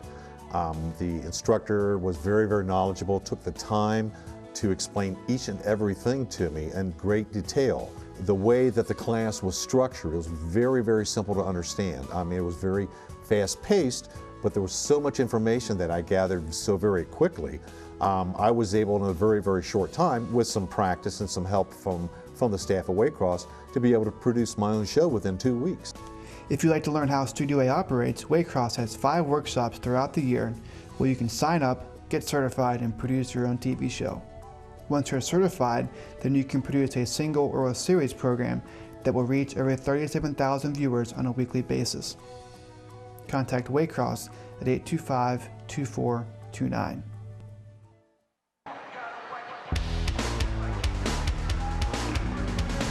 Welcome back to Nippert Stadium here on the campus of the University of Cincinnati. Tonight we've got regional final football action. At halftime, it's the Moeller Crusaders over the Colerain Cardinals 10-7. It has been a back and forth affair between these two teams here as they both vie for the opportunity to advance on to the state tournament and represent Region 4 as one of the final 4 teams remaining in Division 1. This is Chris Himanitis with WeAreColerain.com, along with my color commentator Brian Wyatt, bringing you the action courtesy of Waycross Community Television and WeAreColerain.com. Moeller will start the second half with the ball as the Cardinals took the opening kickoff to start the game. Down 10-7, Brian, what do you think the Cardinals need to do to mount a comeback and win this game? Well, just keep doing what you do. Colerain and both these teams come out of the locker room, and it's going to see which team makes the proper adjustment. A very even, I mean, almost identical, just 2 yards difference in total offense between these teams. Moeller, 144 yards on 23 plays, and Colerain, 29 plays, 146 yards. The big difference, what we have, is the missed field goal by Zach Gaynor. Moeller has been in the red zone 2 times, has come away with 2 scores. Colerain has been in there 2 times, only 1 score, so that's the big difference. Yeah, absolutely. You know, the Colerain 7 points, we mentioned it just a moment ago, came off of an interception by DeJuan Lang on Spencer Eichavone. The pass went off the fingertips of the intended receiver, and DeJuan Lang was in perfect position, picked the ball up with about 2 inches off of the ground, and was able to lead to the Cardinals' lone touchdown of the night, the Jackson Sorn rush over the middle for the touchdown. And, you know, we expected a very high-scoring game because of these two teams and their ability to, you know, score points and put them up on the board quickly. But what we've seen are 2 offenses that have made the determination that the best defense for their team is in fact a slow, methodical, plodding offense. And sure, you'd like to think they could, you know, either one of them would love to break off a 60 or 70-yard touchdown run, but the defenses have just not let it happen. Yeah, they've all been long, sustained drive, all clock eating. Colerain with the time of possession pretty much overwhelmingly in their favor. 15 minutes and 13 seconds to Moeller's only 8 minutes and 47 seconds. But Moeller's, their scoring play came off an 80-yard drive after the Colerain missed field goal. So it's scoring plays after special teams plays and defensive plays that has been the difference right now. But recap the scoring. Moeller started first, 3 minutes and 17 seconds into the first quarter. Spence had a 3-yard run. Reniger, I'm reading the stats here, and they're kind of a little messed up. Excuse me, correct. Reniger with the extra point. Colerain's 5:24 into the second. Jackson Sorn with the 3-yard run. Zach Gaynor with the kick. And then with 10 seconds left in the half, Matt Reniger with a 27-yard field goal to take us where we are now, 7-10 Moeller. As we mentioned, the Cardinals are getting ready to kick off. It is absolutely critical that the Cardinals do everything in their defensive ability to prevent Moeller from scoring on this first drive. I know we got an entire half to play, but clearly points are at a premium. And being down 3 is a whole heck of a lot better than being down 10. So this defense is going to have to find a way to really slow down this Moeller offense.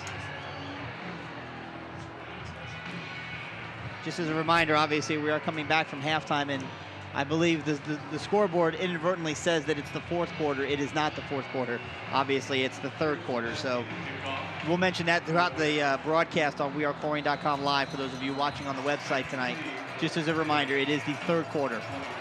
Nevsky gets his foot under the ball, and he kicks it. It's a high kick on its way out of bounds, but it's again bobbled by the Moeller return man. He picks it up at about the 20, and number 83, I think that is for the Colerain That's Cardinals. 23, Casey Lozier.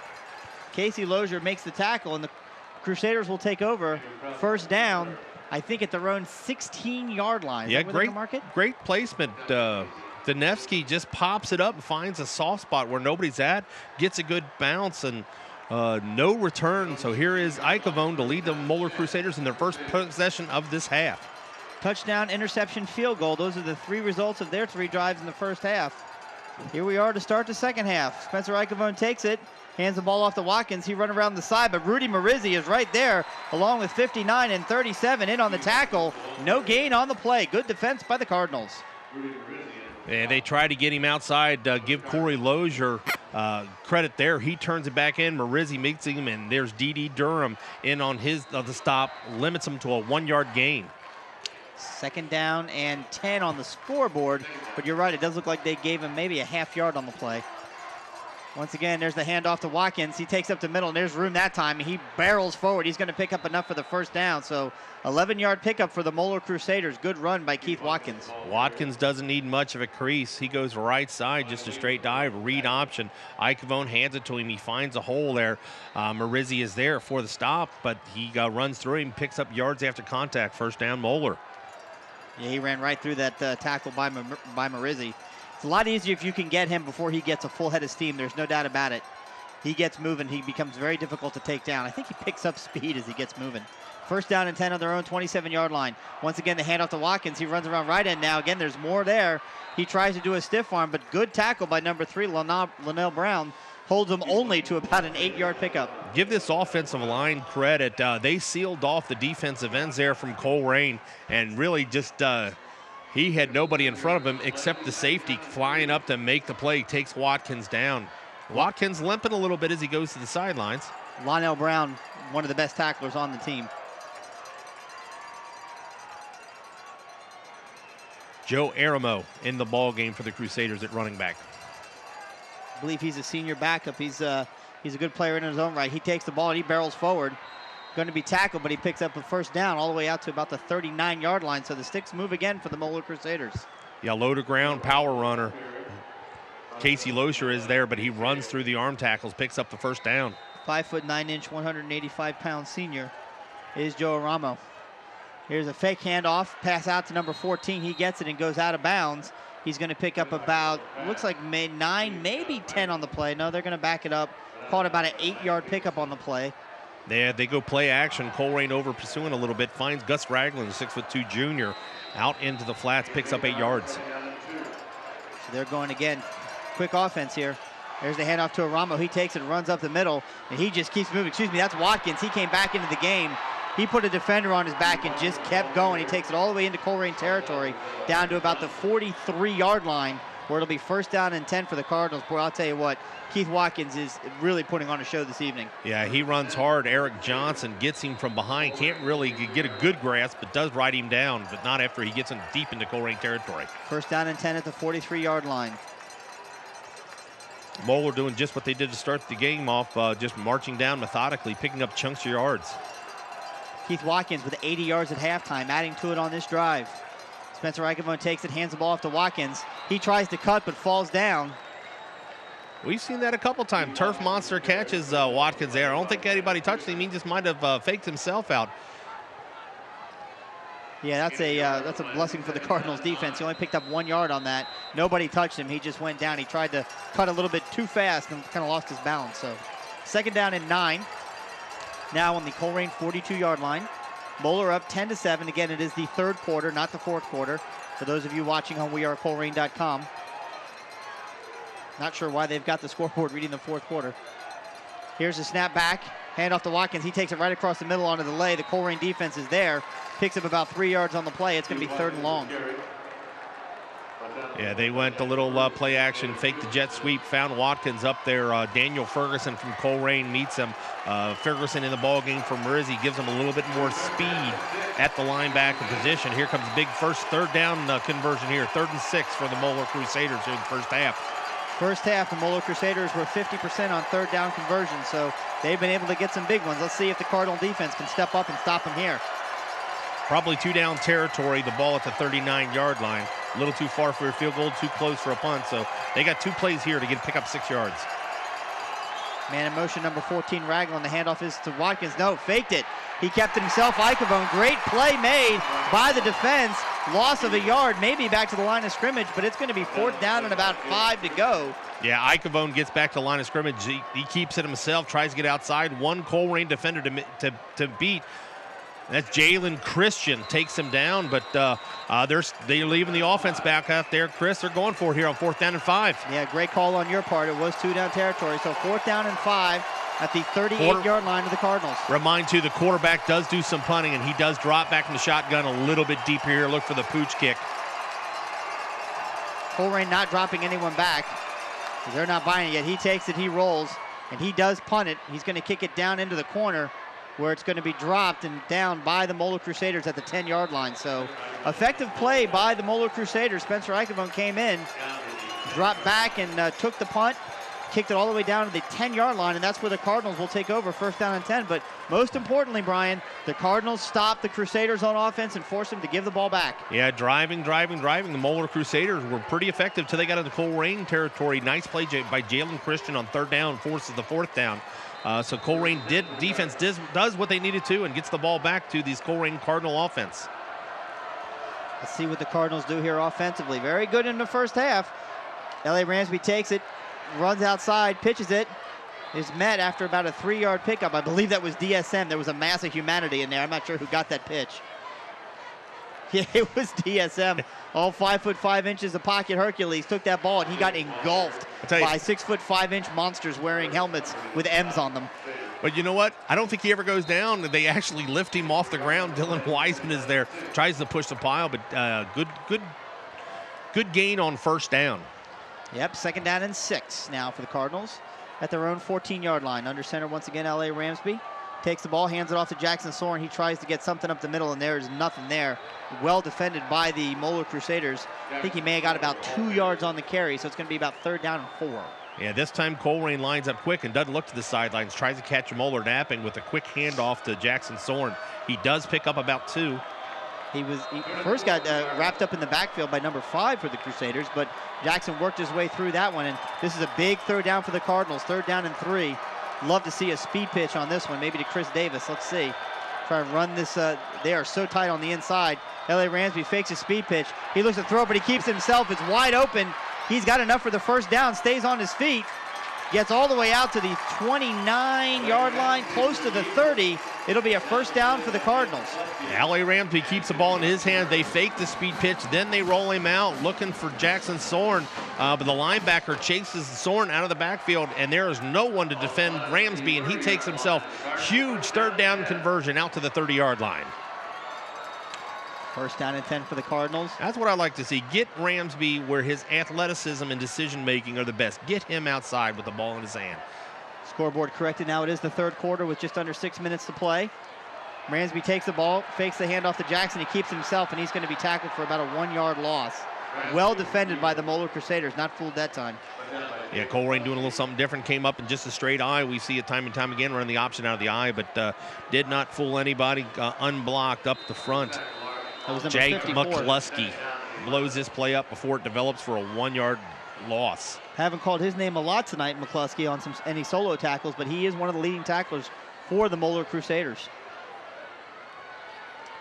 Again, already down to about 5 minutes and 20 seconds to go in this 3rd quarter.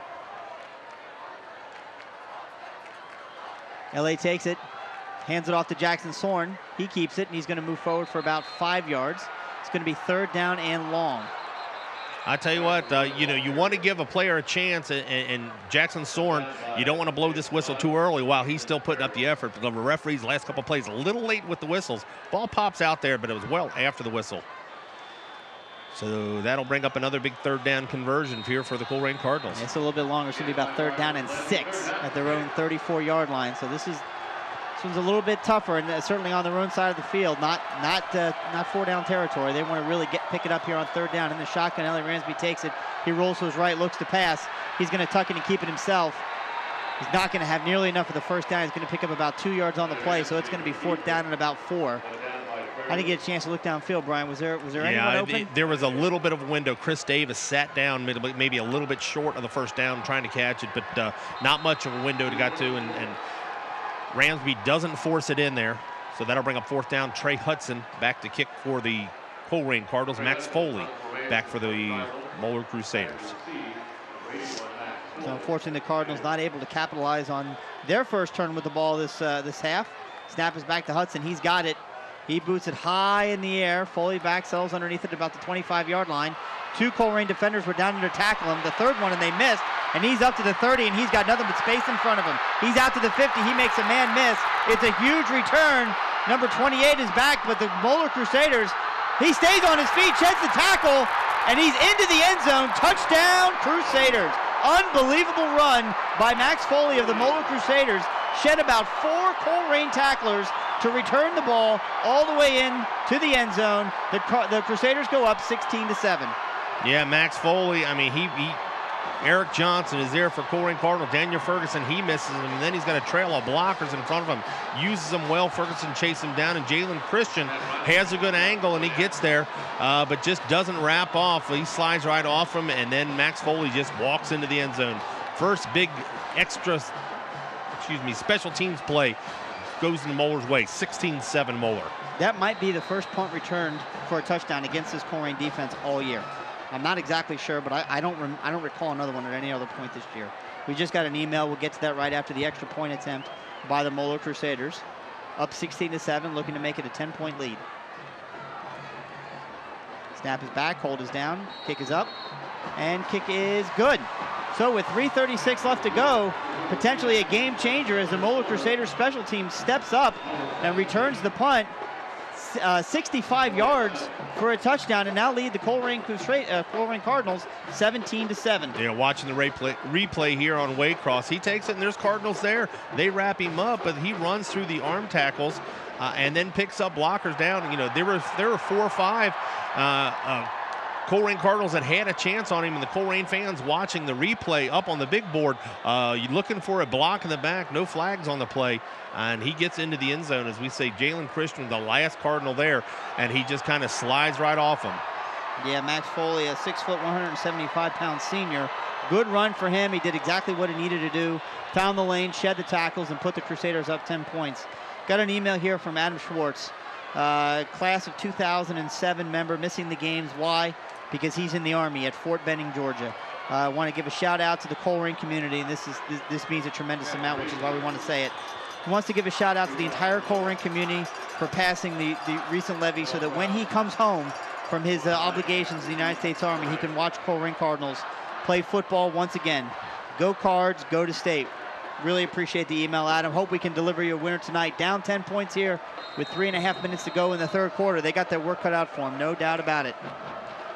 Yeah. Again, these two teams ranked 1-2 throughout the entire season in the City of Cincinnati Inquirer coaches poll. So no surprise that the Moeller Crusaders are giving the Cardinals a hard time in this particular contest.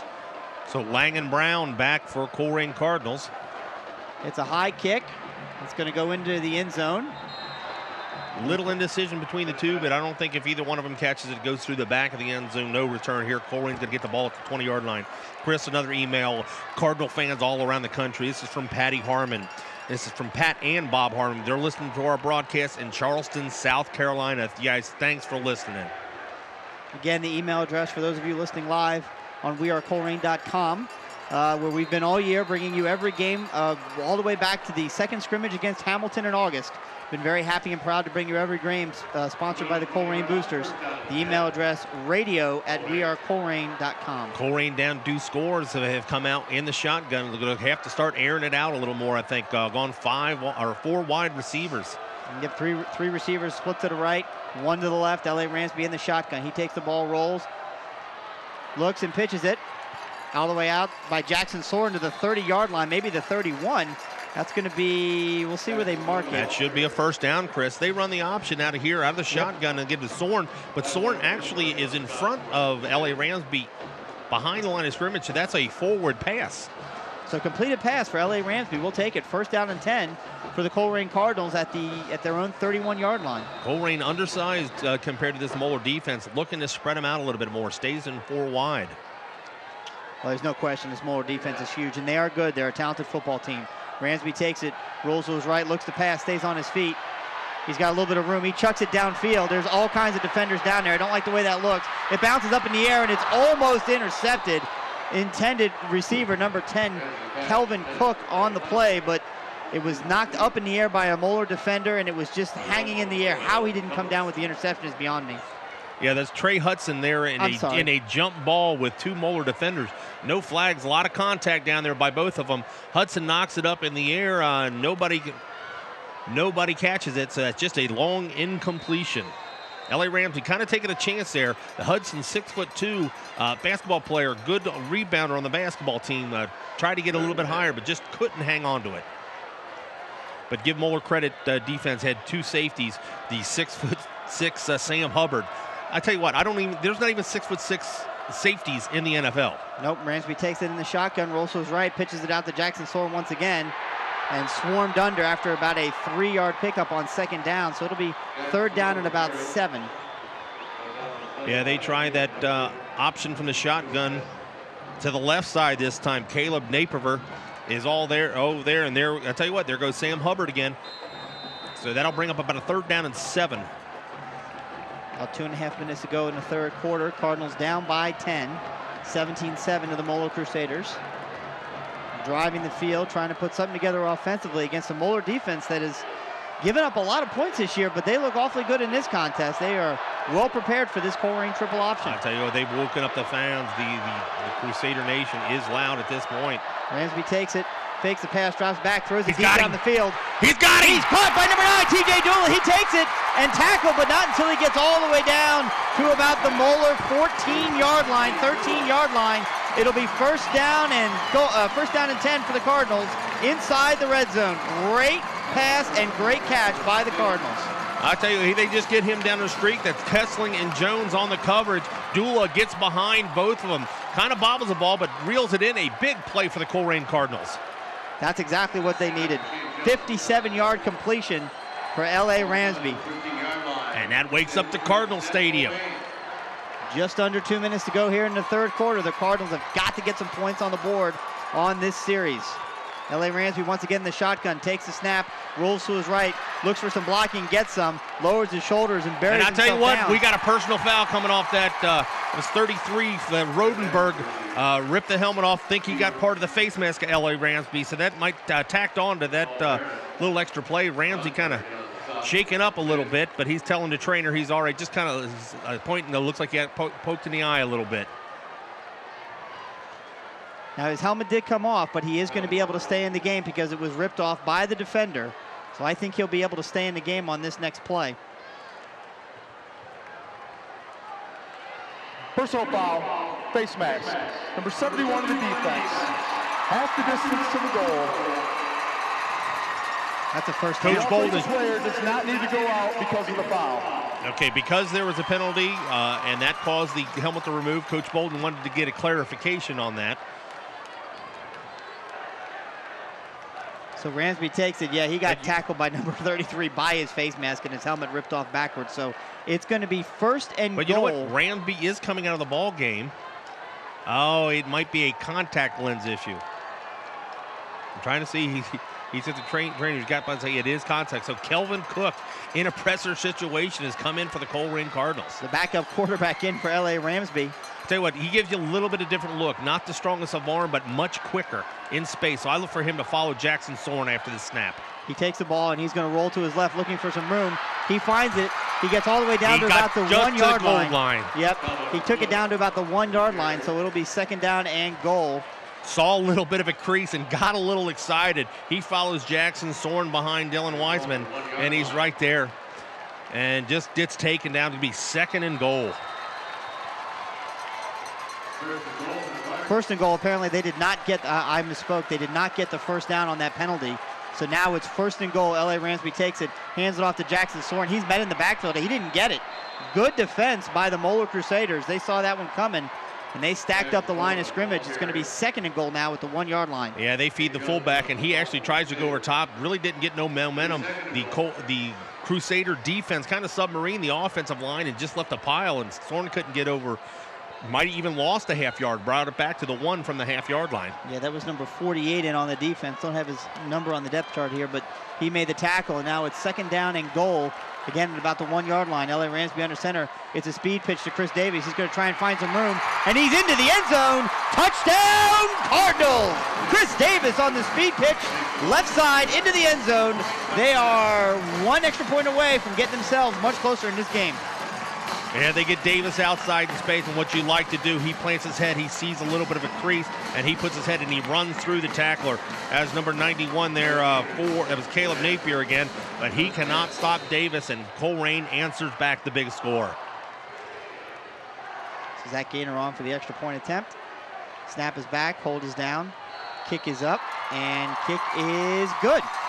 So Zach Gaynor puts it through, and with 37 seconds left to go in the third quarter, it is Moeller 17 and Colerain 14. We got ourselves a football game here, Brian. I tell you what, give Kelvin Cook, comes in there under pressure, and he did that against St. X also earlier. Came in a couple fourth down possessions when the helmet came on of L.A. Ramsby. Gets him down. So we're going to watch a replay here on Waycross. Ramsby sits back, pump fakes, it's a double move, and he finds T.J. Dula behind the 2 defenders and drops it right in there, catches it in stride. But T.J. doesn't catch it right away, kind of bobbles it, but gets him, which allows the defender to get him and just get the ankle tacker, catches him by his shoelace. And that was Shane Jones.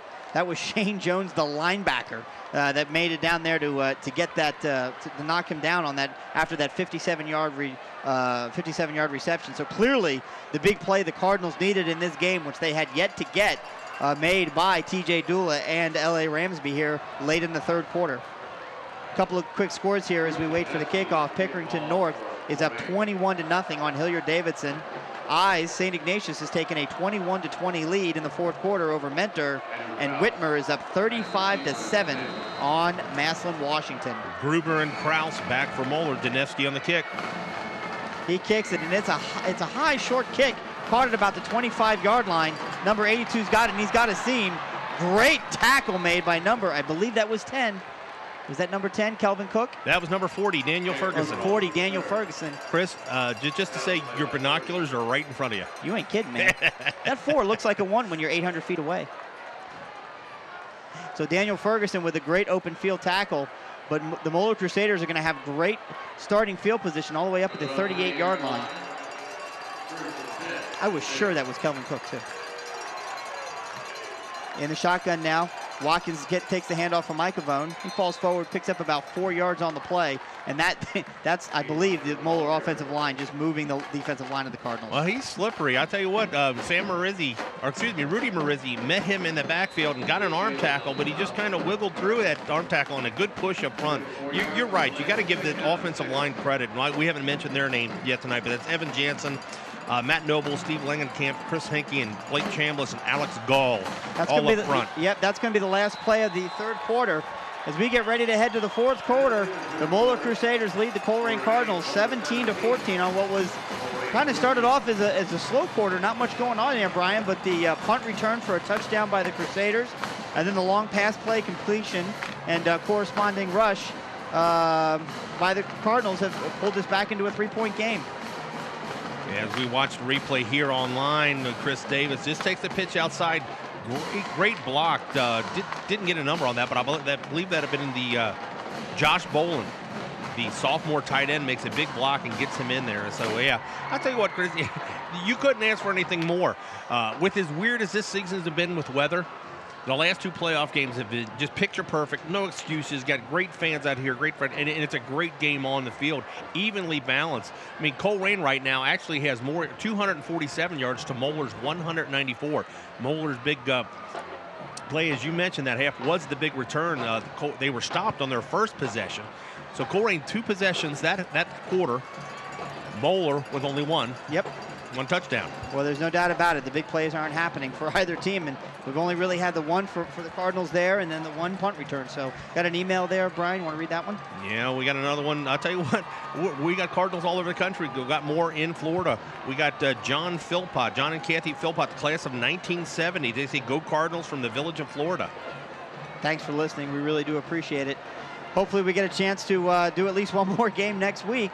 The Cardinals find themselves down 3 here at the start of the fourth quarter, so they're going to have to find a way to continue to neutralize this Moeller offense, and not so much about not letting him score. At this point, it's almost about not letting him continually convert on third down. Yeah, we got it looking for a big stop here. 2nd down and 6. 2nd and 6 on their own 42-yard line. Icavone takes it, fakes the handoff, makes one man miss, looks to throw it down the field, and it's picked off by the Colerain Cardinals. He threw it across the middle of the field, and T. Gray Scales stepped in front of it and picked it off.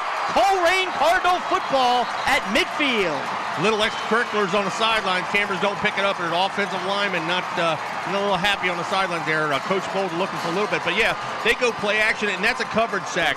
Lozier is all over them, forces him out of the pocket. Icavone looking down the field, tries to find the tight end, but throws it in no man's line, and he throws it to T. Gray Scales.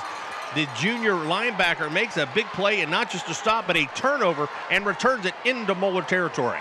That's the 2nd interception for the Colerain Cardinals tonight, and that is a big one as we start this fourth quarter, and they will take over 1st down and 10 at the Moeller 43-yard line.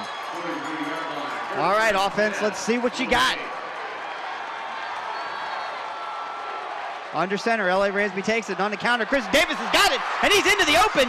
He gets down past the 30-yard line. He's going to pick up about 15, call it 14 yards on the 1st down run, and it's going to be another 1st down for the Cardinals. Here comes that counter. We've seen it 3 plays, and it's been effective all time. Chris Davis takes it, and he goes on the counter, and he follows Marcus Bates through the line of scrimmage, and there's Daquan Smith-Moore. Big block up front. He's taken down, but not before he reaches the 26-yard line. Got to be cool, calm, and collected here on offense. Lots of time left in this game, but the Cardinals looking to drive and put some more points on the board. L.A. takes it, drops back, looks to pass. He throws it down the middle of the field, and it is just a little over the outstretched fingertips of number 22, Trevon Hudson. Hudson went up for it, lots of contact. Looked like the defensive back had a hold of his jersey away from the referee. Can't really see it. Ball was a little bit over his thing, but Hudson, a little bit of contact there. Referee lets him play. 2nd down and 10. That was a good play call and a great toss by Ransby. Well, you had Moeller on their heels a little bit, so why not go for it there? He had one-on-one matchup, the one he wanted to. Just Ramsey just kind of overthrew him just a little bit. Yep. Ransby takes it once again, this time, and hands it off to Jackson Soren, who takes it, and he's hit by about 4 or 5 Moeller linemen, but he's going to pick up about 3, maybe 4 yards on the play. Yeah, Moeller player pops out of the pile with it, but the play was blown dead already. Looked like he wanted to pull it back out of Jackson Soren's out of the mesh, but he kept it in there. And I tell you what, there are some big uglies going up front. The defensive line, the offensive line, it's not pretty in there, but Colerain got a little bit of a push. 3rd down and 7. Ball spotted on the 22-yard line. Called to 23. We're going to have a timeout, Colerain. Timeout, Colerain. Their first timeout. Had plenty of time left, 14 seconds left in the play clock. He just wanted to settle his team down and get the right play called. Yep. So we're going to watch the replay here on Waycross. Icavone looking downfield and just tries to find somebody, overthrows one receiver or underthrows the other. Not really sure he was throwing it to, but T. Gray Scales, the junior wrestler, playing a little bit of linebacker, throws right to him, and I tell you what, nice run. He runs hard. Interesting spot where we're at on the field there. This is kind of in the limit of Zach Gainer's range. He's hit it this far, but that's about as far as he can kick it. So I don't know if Colerain doesn't get this on 3rd down. They might go for it again on 4th down, but maybe they pick up 6 of the 7 they need.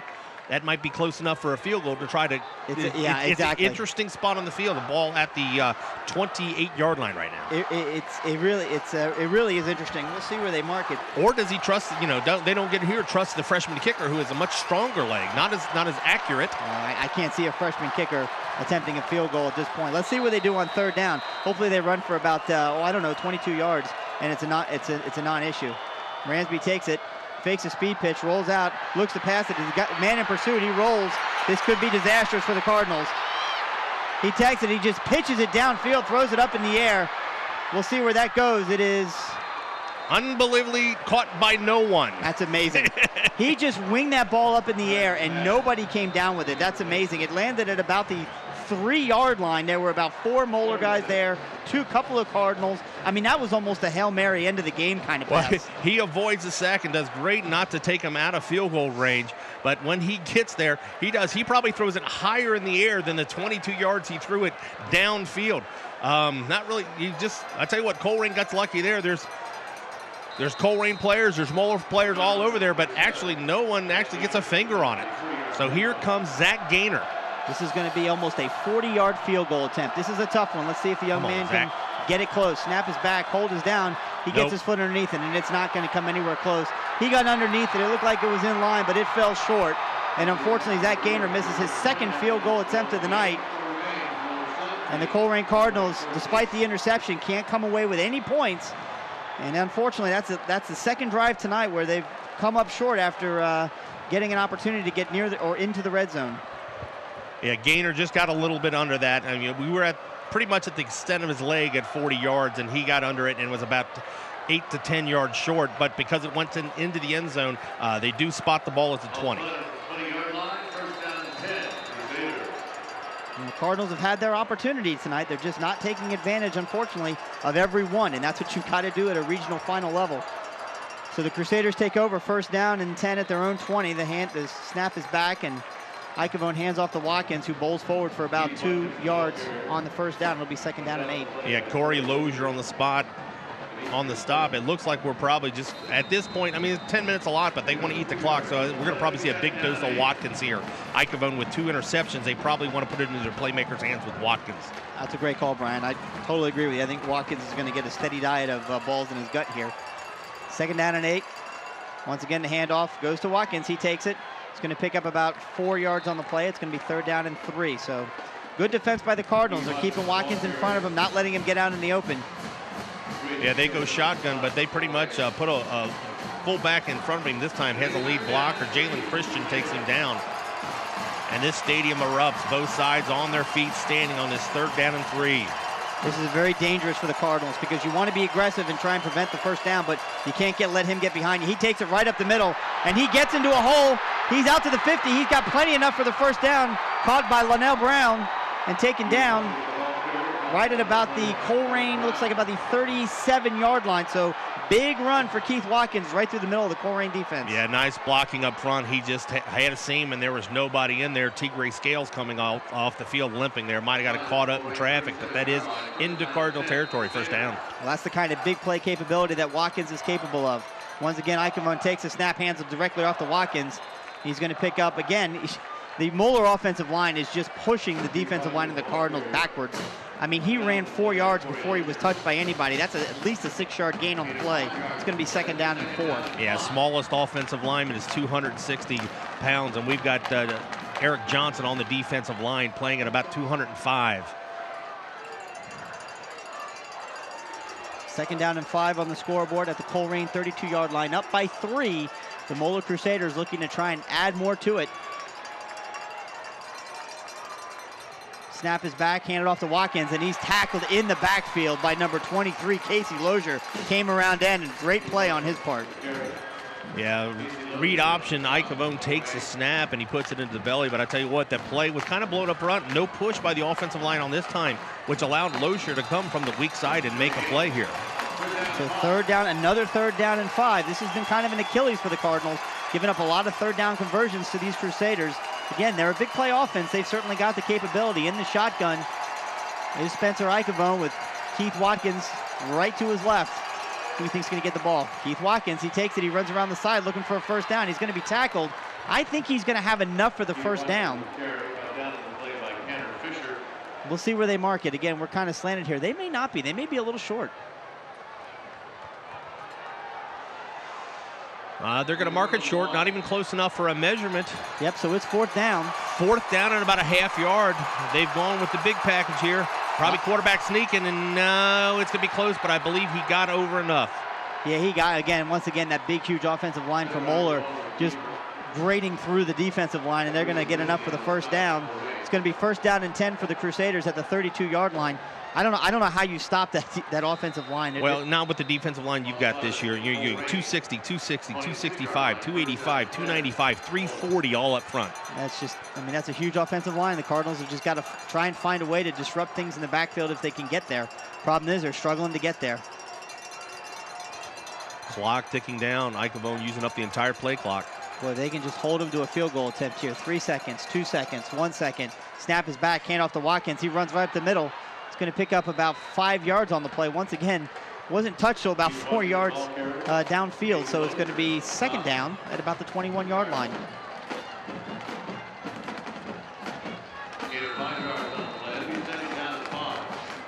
Colerain trying to keep a few guys fresh, substituting on the defensive line. Eric Johnson in the ball game, along with Demetrius Colbert. Not an upgrade inside, but fresh bodies. Yeah, at this point in the game with 6.5 minutes to go, that's basically what you need. Second down and 5 at the Colerain 21-yard line. Once again, the handoff is to Watkins. He takes it, stutter steps, runs right up the middle, gets it all the way down inside the 10-yard line. It's going to be another first down for the Crusaders. At this point, Brian, I don't see any way to stop them defensively. They're literally running the ball right through the middle of our defense. I tell you what, he's holding that ball in one hand though, away from his body. A good shot. He's already fumbled once tonight and bobbled it a couple early times. So if they can get a hit on him, he has shown a propensity to fumble. But they got to get a hand on him first. Yeah. This is, Colerain, you almost got to take chances here. You know they're going to run the ball. You might send an extra linebacker or even a safety up. You might get caught in the play action, but you got to force them to do something different than they're doing now. Icavone takes the ball, lays out in front, and gives it to Watkins, who runs right up the middle, and he takes it down to about the 6-yard line. It'll be second down and goal at the 6-yard line for the Moeller Crusaders. Again, all you can do here is hope for a turnover, hope that, the turf monster jumps up and snags him, or hope that someone can get back there in the backfield and trip him up. Because that offensive line is right now just kind of having their way. Again, second down and goal at the 6-yard line. Crusaders up 17-14 with 5.5 minutes to go in the game. Colerain shows blitz and backs off it.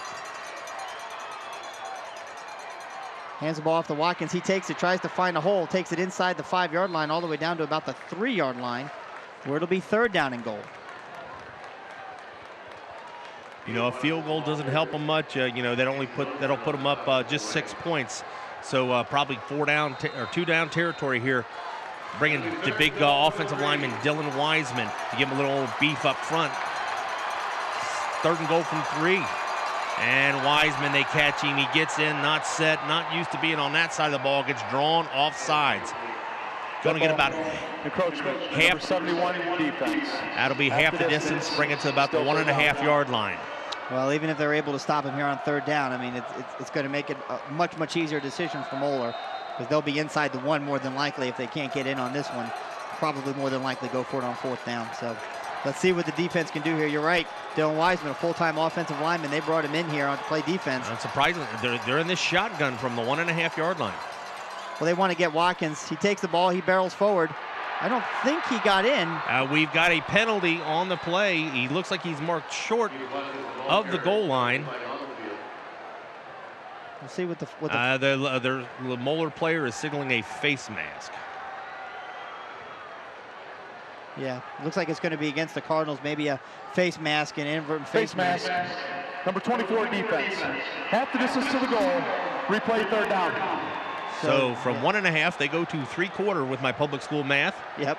No, it doesn't really hurt you there. DeJuan Lang on the call for the face mask. It's still third down and goal. Now they're basically the nose of the football is basically on the goal line. Yeah, it gives them an extra down here where they had 4th and goal at the 1. Now they've got 3rd and goal from the 3/4. Snap is back. Handoff is to Watkins. He takes it. He stood up. But they're signaling a touchdown. So nice. He was stood up right at the goal line. That ball must have got across. And it's going to be a touchdown for the Moeller Crusaders. They now go up 23-14 with an extra point pending, they're putting themselves potentially at a 2-score advantage. Deshaun Durham gets good penetration for the Colerain, and there's Dylan Wiseman actually meets him at the line of scrimmage. I tell you what, that's a big contact right there, but he is into the end zone for another Moeller touchdown. Moeller lining up in a little gadget play, old swinging gate. They put everybody out left. Colerain adjusts to it. Now they line up in the traditional field extra point formation.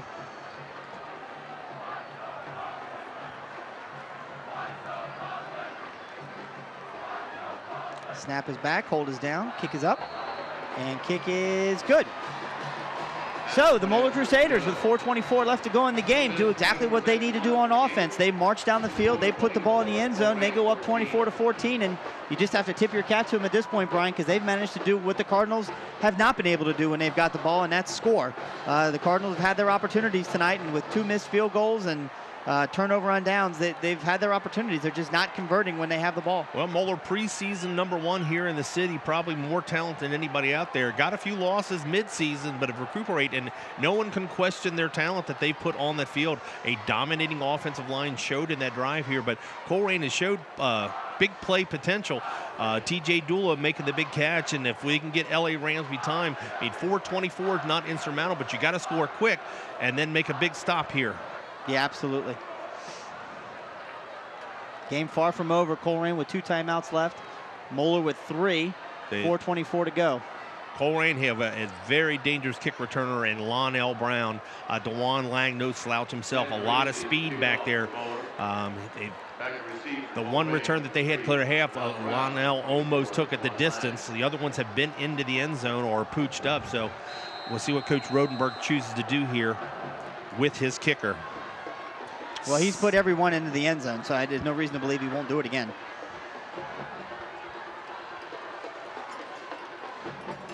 I mean, I can't imagine that he's going to put the ball in either one of those guys' hands unless he just can't get it there. So there's the ball kicked from the 40. It's high, it's into the air, and it is caught before. He couldn't quite get it to the end zone. So Lonnell Brown takes it up to the 10, cuts, but he's tackled by the first man down there. Only gets out to about the 15-yard line. So great return coverage by the Moeller Crusaders. Nice clean catch by #3 for the Cardinals, but they'll start off with 85 yards to go before they get to pay dirt. Yeah, Lonnell Brown got a chance to return this one. Take it right at about the 1-yard line, looking for a seam, but there's really nothing there. Nothing develops in front of him. There's number 91, Caleb Naperver, catches him from behind, takes him down at the 15. Colerain's got a long field, 85 yards in front of him. Pretty even on the board from a stats perspective, just some missed opportunities, but the Cardinals have one here. 4:19 to go in this game, down by 10. In the shotgun is LA Ramsby. He takes it and passes it out to complete out to the 20-yard line. 5-yard pickup by number 10, Kelvin Cook. Sits down in front of the linebackers, just takes a little hook pattern. That'll set up maybe a hook and go they're looking to. See if they can get to freeze the safeties with that play, and then they can get the outside receivers behind them. LA Ramsby takes the ball in the shotgun. He's almost exclusively passed now. It is passed, and it is I'll incomplete. tell you what, yeah, they look for that double move again, but LA Ramsby throws it on the first move. Gets really lucky that this ball's not picked off. TJ Dula made his move and turned up the field, and the only person that had a chance at the ball was the Moeller defender. So now 3rd down and 5 on their own 20-yard line. Once again in the shotgun, he's got Jackson Sorn in the backfield, 2 receivers to his left, 2 to his right. He takes the ball, looks to pass. He does and pass it, and it is caught at about the 32-yard line. Ball is stripped, but they are calling it down, and TJ Dula is back on. I mean, the ball was blown dead. The officials called it right away. LA Ramsby takes back. Dula sits down about 10 yards, finds in front of one of the defensive back, catches the ball, looks to turn upfield, and he's hit from behind. As he goes down, his knee is down, then the ball comes loose. So 1st down, Colerain Cardinals. LA Ramsby once again in the shotgun, takes it, rolls to his left, looks to pass, throws it. Caught by number 22, Trevon Hudson. Now that ball bounced. They're calling it incomplete. Yep, bounced off. Yep, bounced off the carpet. But that doesn't hurt. That's 2nd and 10, but that does stop the clock. So I think it's safe to say at this point, with 3:35 to go in the game, the Cardinals have abandoned the run. They're gonna try and pass this ball all the way down the field and try and get a score quickly. Yeah, overloaded the right side, got Hudson one-on-one with Chris Kessling down this lower side. Josh Jones is just kind of sneaking out, and the ball blown dead here. Timeout, Moeller. Their first timeout. So the Crusaders are calling a timeout here with 3:35 left to go. And make an adjustment in the defense here. They saw something that I saw here. They had one-on-one coverage with Colerain's biggest receiver. Don't know if they're going to make any substitutions because they know Colerain is going to be throwing it on every down, but Okay, let's take this minute here again, once again, to thank the Colerain boosters for their support of wearecolerain.com.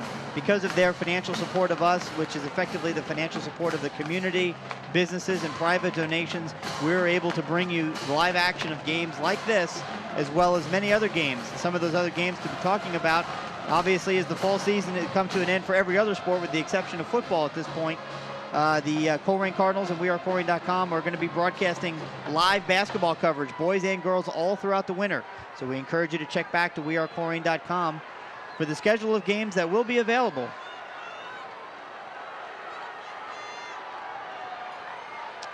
So 3:35 left to go in the game. The Cardinals find themselves down by 10.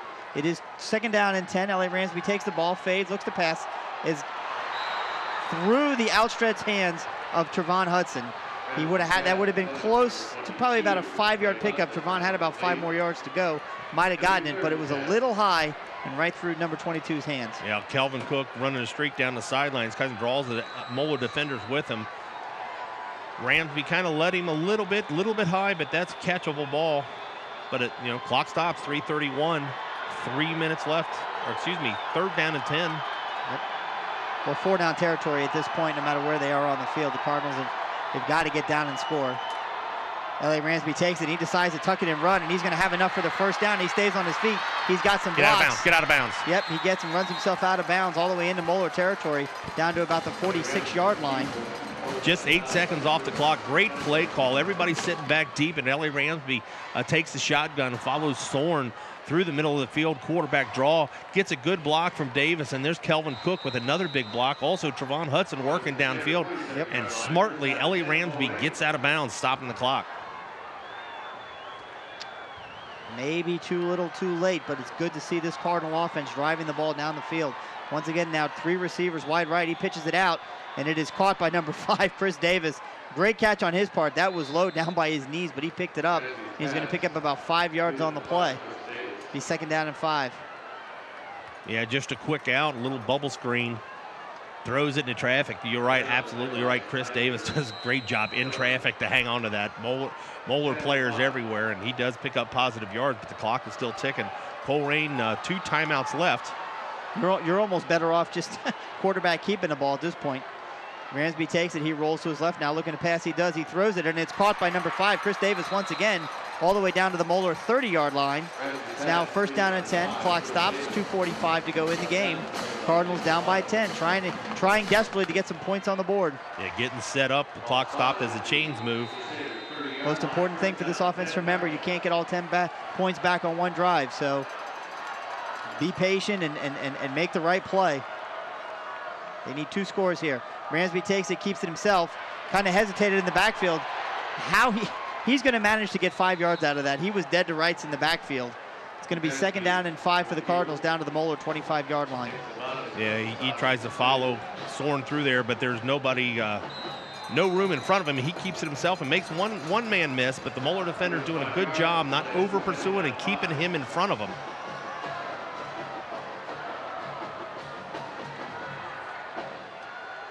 Two minutes to go here in the game. L.A. Ransby takes it. He drops back to pass. He finds Trevon Hudson, who catches it, takes it all the way down to the, looks like they're going to mark him out at the 15-yard line. So he'll definitely have enough for the first down. Yeah, sat down for the first down and tries to get out of bounds. The Moeller defender wrestling him to keep him in bounds, but the feet touch out of bounds first. A good play. You always want to see a receiver keep his feet in bounds, but this time he did a nice stretch to get out of bounds. Thankfully, the first down marker, the fact that he got the first down made it in or out of bounds irrelevant. The clock stops to move the chains. First and 10. Ransby takes it. He's in the backfield. He makes one man miss. He looks to pass. He throws it in the end zone. I don't know, did he catch that or not? No, it was intended for Chris Davis. It was a bullet, hit him in the back of the end zone. That would have been an amazing catch for Chris Davis. Ransby comes up limping here, but he's looking for somebody. Nice pressure from the weak side, and he looks to tuck it up, and the Moeller defenders kind of chase him up, and he just throws a bullet to Chris Davis in the back of the end zone. He tried to catch that ball around his back, underneath his leg. Just couldn't get his feet down in the back of the end zone. Stops clock with 1:50 to play, down 10, 24-14, second down and 10. Let's go Cardinals, let's make it happen here. Ransby takes the ball in the shotgun, looks to pass, throws it. It is caught by number 5, Chris Davis, inside the 10-yard line. So about a 5-6 yard pickup, does go out of bounds and stops the clock. 1:46 to go in the game. Yeah, Grant Benzinger forces him out of bounds. Colerain still holding on to their 2 timeouts, methodically working down the field. This has been a nice drive here by Colerain. Ransby takes it, rolls, and he pitches it this time out to Jackson Soren, who's got it. He's going to roll forward and pound through to get the first down to the 5-yard line. It'll be first and goal for the Cardinals. They stop the clock, and they're going to move the chains and set it up. And again, first and goal at the 5-yard line. I mean, if you're the Moeller defense and you're going to give up all these yards, I mean, at least you're making Colerain do it on a lot of plays to eat up a lot of clock. You'd like to see him go right into the end zone on this play and try and score quickly. The clock is running now, under a minute and 30 left in the game. Snap is back, Ramsey's got it, he looks to pass, he throws it, it is caught by Chris Davis in the end zone. Touchdown, Cardinals. So the Cardinals not going away easy. Find Chris Davis, just a quick hook pattern. He sets up right at the goal line. Ransby hits him on the line. He catches it, and he's hit and forced out of the end zone, but he was in when he caught it. So that'll bring back Zach Gaynor, 24-20, extra point pending. This is a big extra point attempt for the Cardinals. Snap is back, hold is down. Zach gets underneath it, puts it up, and it is good. So with a minute 23 left in the game, the Moeller Crusaders are on top of the Colerain Cardinals, 24-21, but it is tight, it is close. You have to believe, obviously, there'll be an onside kick coming here, and with that extra point, the Cardinals have pulled themselves within 3 and made this a very interesting minute 23 left in this ball game.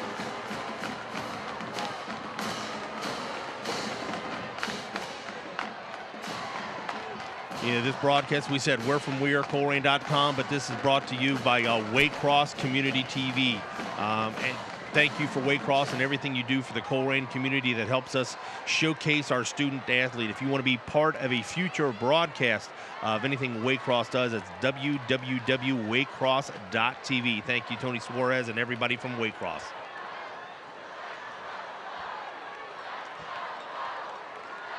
So Danevsky, the freshman, has been kicking off all game, but they brought in Zach Gaynor, the senior, for this onside kick attempt. Colerain lining up everybody on the one side of the field.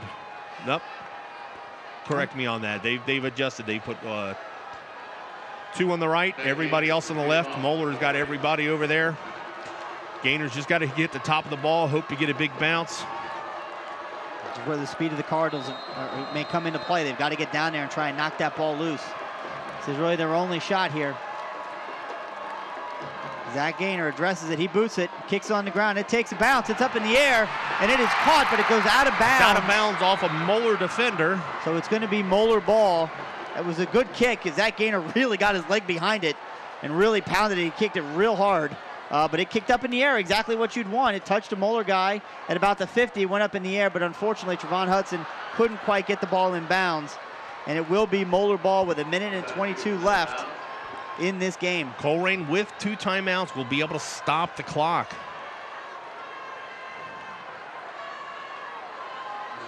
Looking maybe, I mean, their big hope right now is just a mishandled snap. This has been a fantastic game, and you'd expect, we said at the beginning of the broadcast, it was going to be a close, hotly contested contest, and that's exactly what it's been. But we also said it'd be 103 to 104. We did, didn't we? Didn't think the defense would stand up, but great play. Yeah, absolutely. So 24-21, the handoff is to Watkins. He takes it, and he's down. We're going to have an immediate timeout. He's going to pick up about 4 yards on the play, so it'll be second down and 6. Timeout. Colerain, their second timeout. First of their 2 remaining timeouts left in this quarter, which means they'll be left with 1 with 1:18 left. You know, I know this is what Moeller does at a time, and I see time and time again teams do this near the goal line. Still in the shotgun formation. I mean, that's what you do every play. That's what you're used to. Haven't had a bad snap tonight, but for me, I move the quarterback under center, closer contact, less room for mistake. But you know, do what you're comfortable with.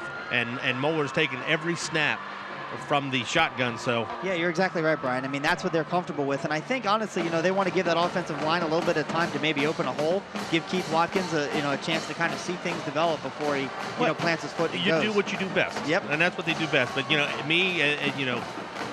You certainly can't deny the result. I want the quarterback closer to the center. A lot can happen between that snap and, and that quarterback 4 yards behind him. So here we go, back out onto the field now at the 46-yard line of the Moeller Crusaders, are the Crusaders on their half of the field. Snap is back to Watkins, he takes it, and he's going to be tackled short of the first down, so it's going to be 3rd down and about 4.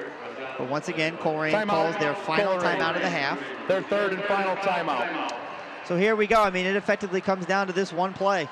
If they can stop them here, or I should say this series, obviously, if the Cardinals can stop them here and prevent the conversion. They do not have any time to, or another timeout to stop the clock. So even if they stop them here, if they're going to run it down to probably close to 30 seconds, till they'll have to snap the ball on the punt. Even if they go for that punt, they might go for it again on 4th down if they get close enough.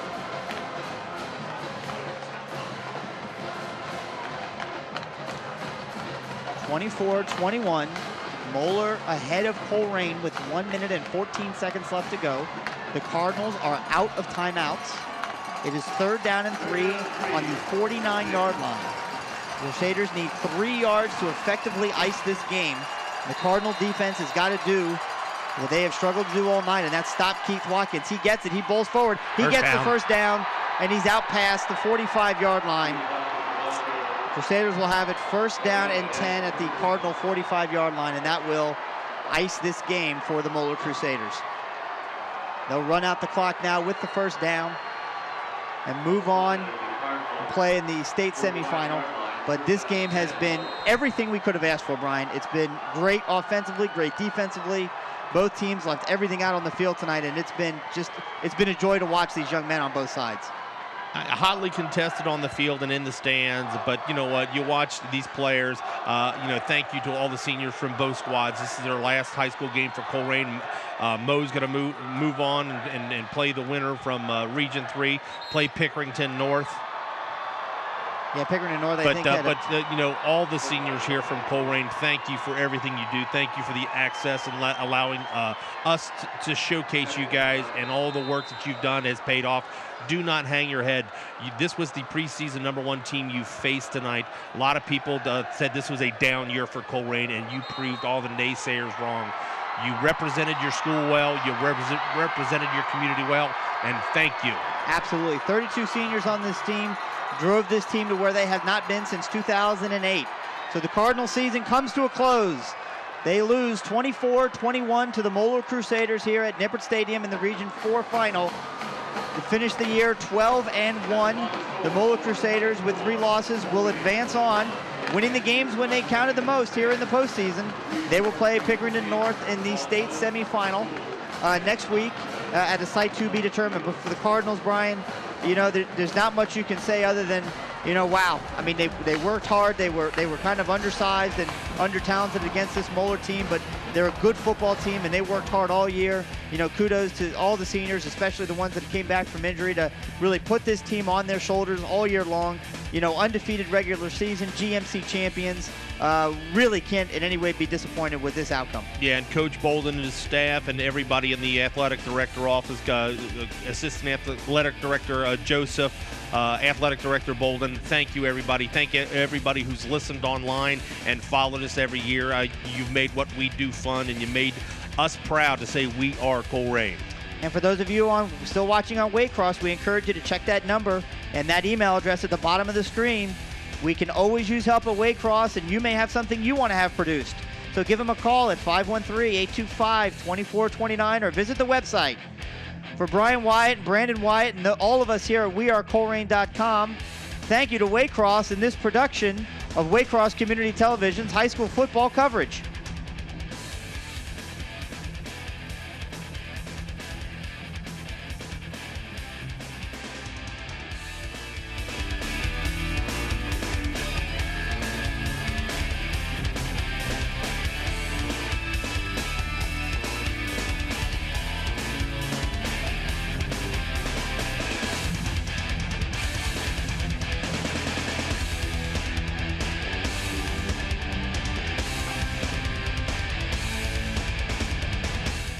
Copies of this program are available for $20 each.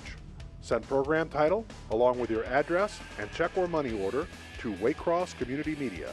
Attention Dub Coordinator, 2086 Waycross Road, Forest Park, Ohio 45240. Or buy securely on the web at www.waycross.tv.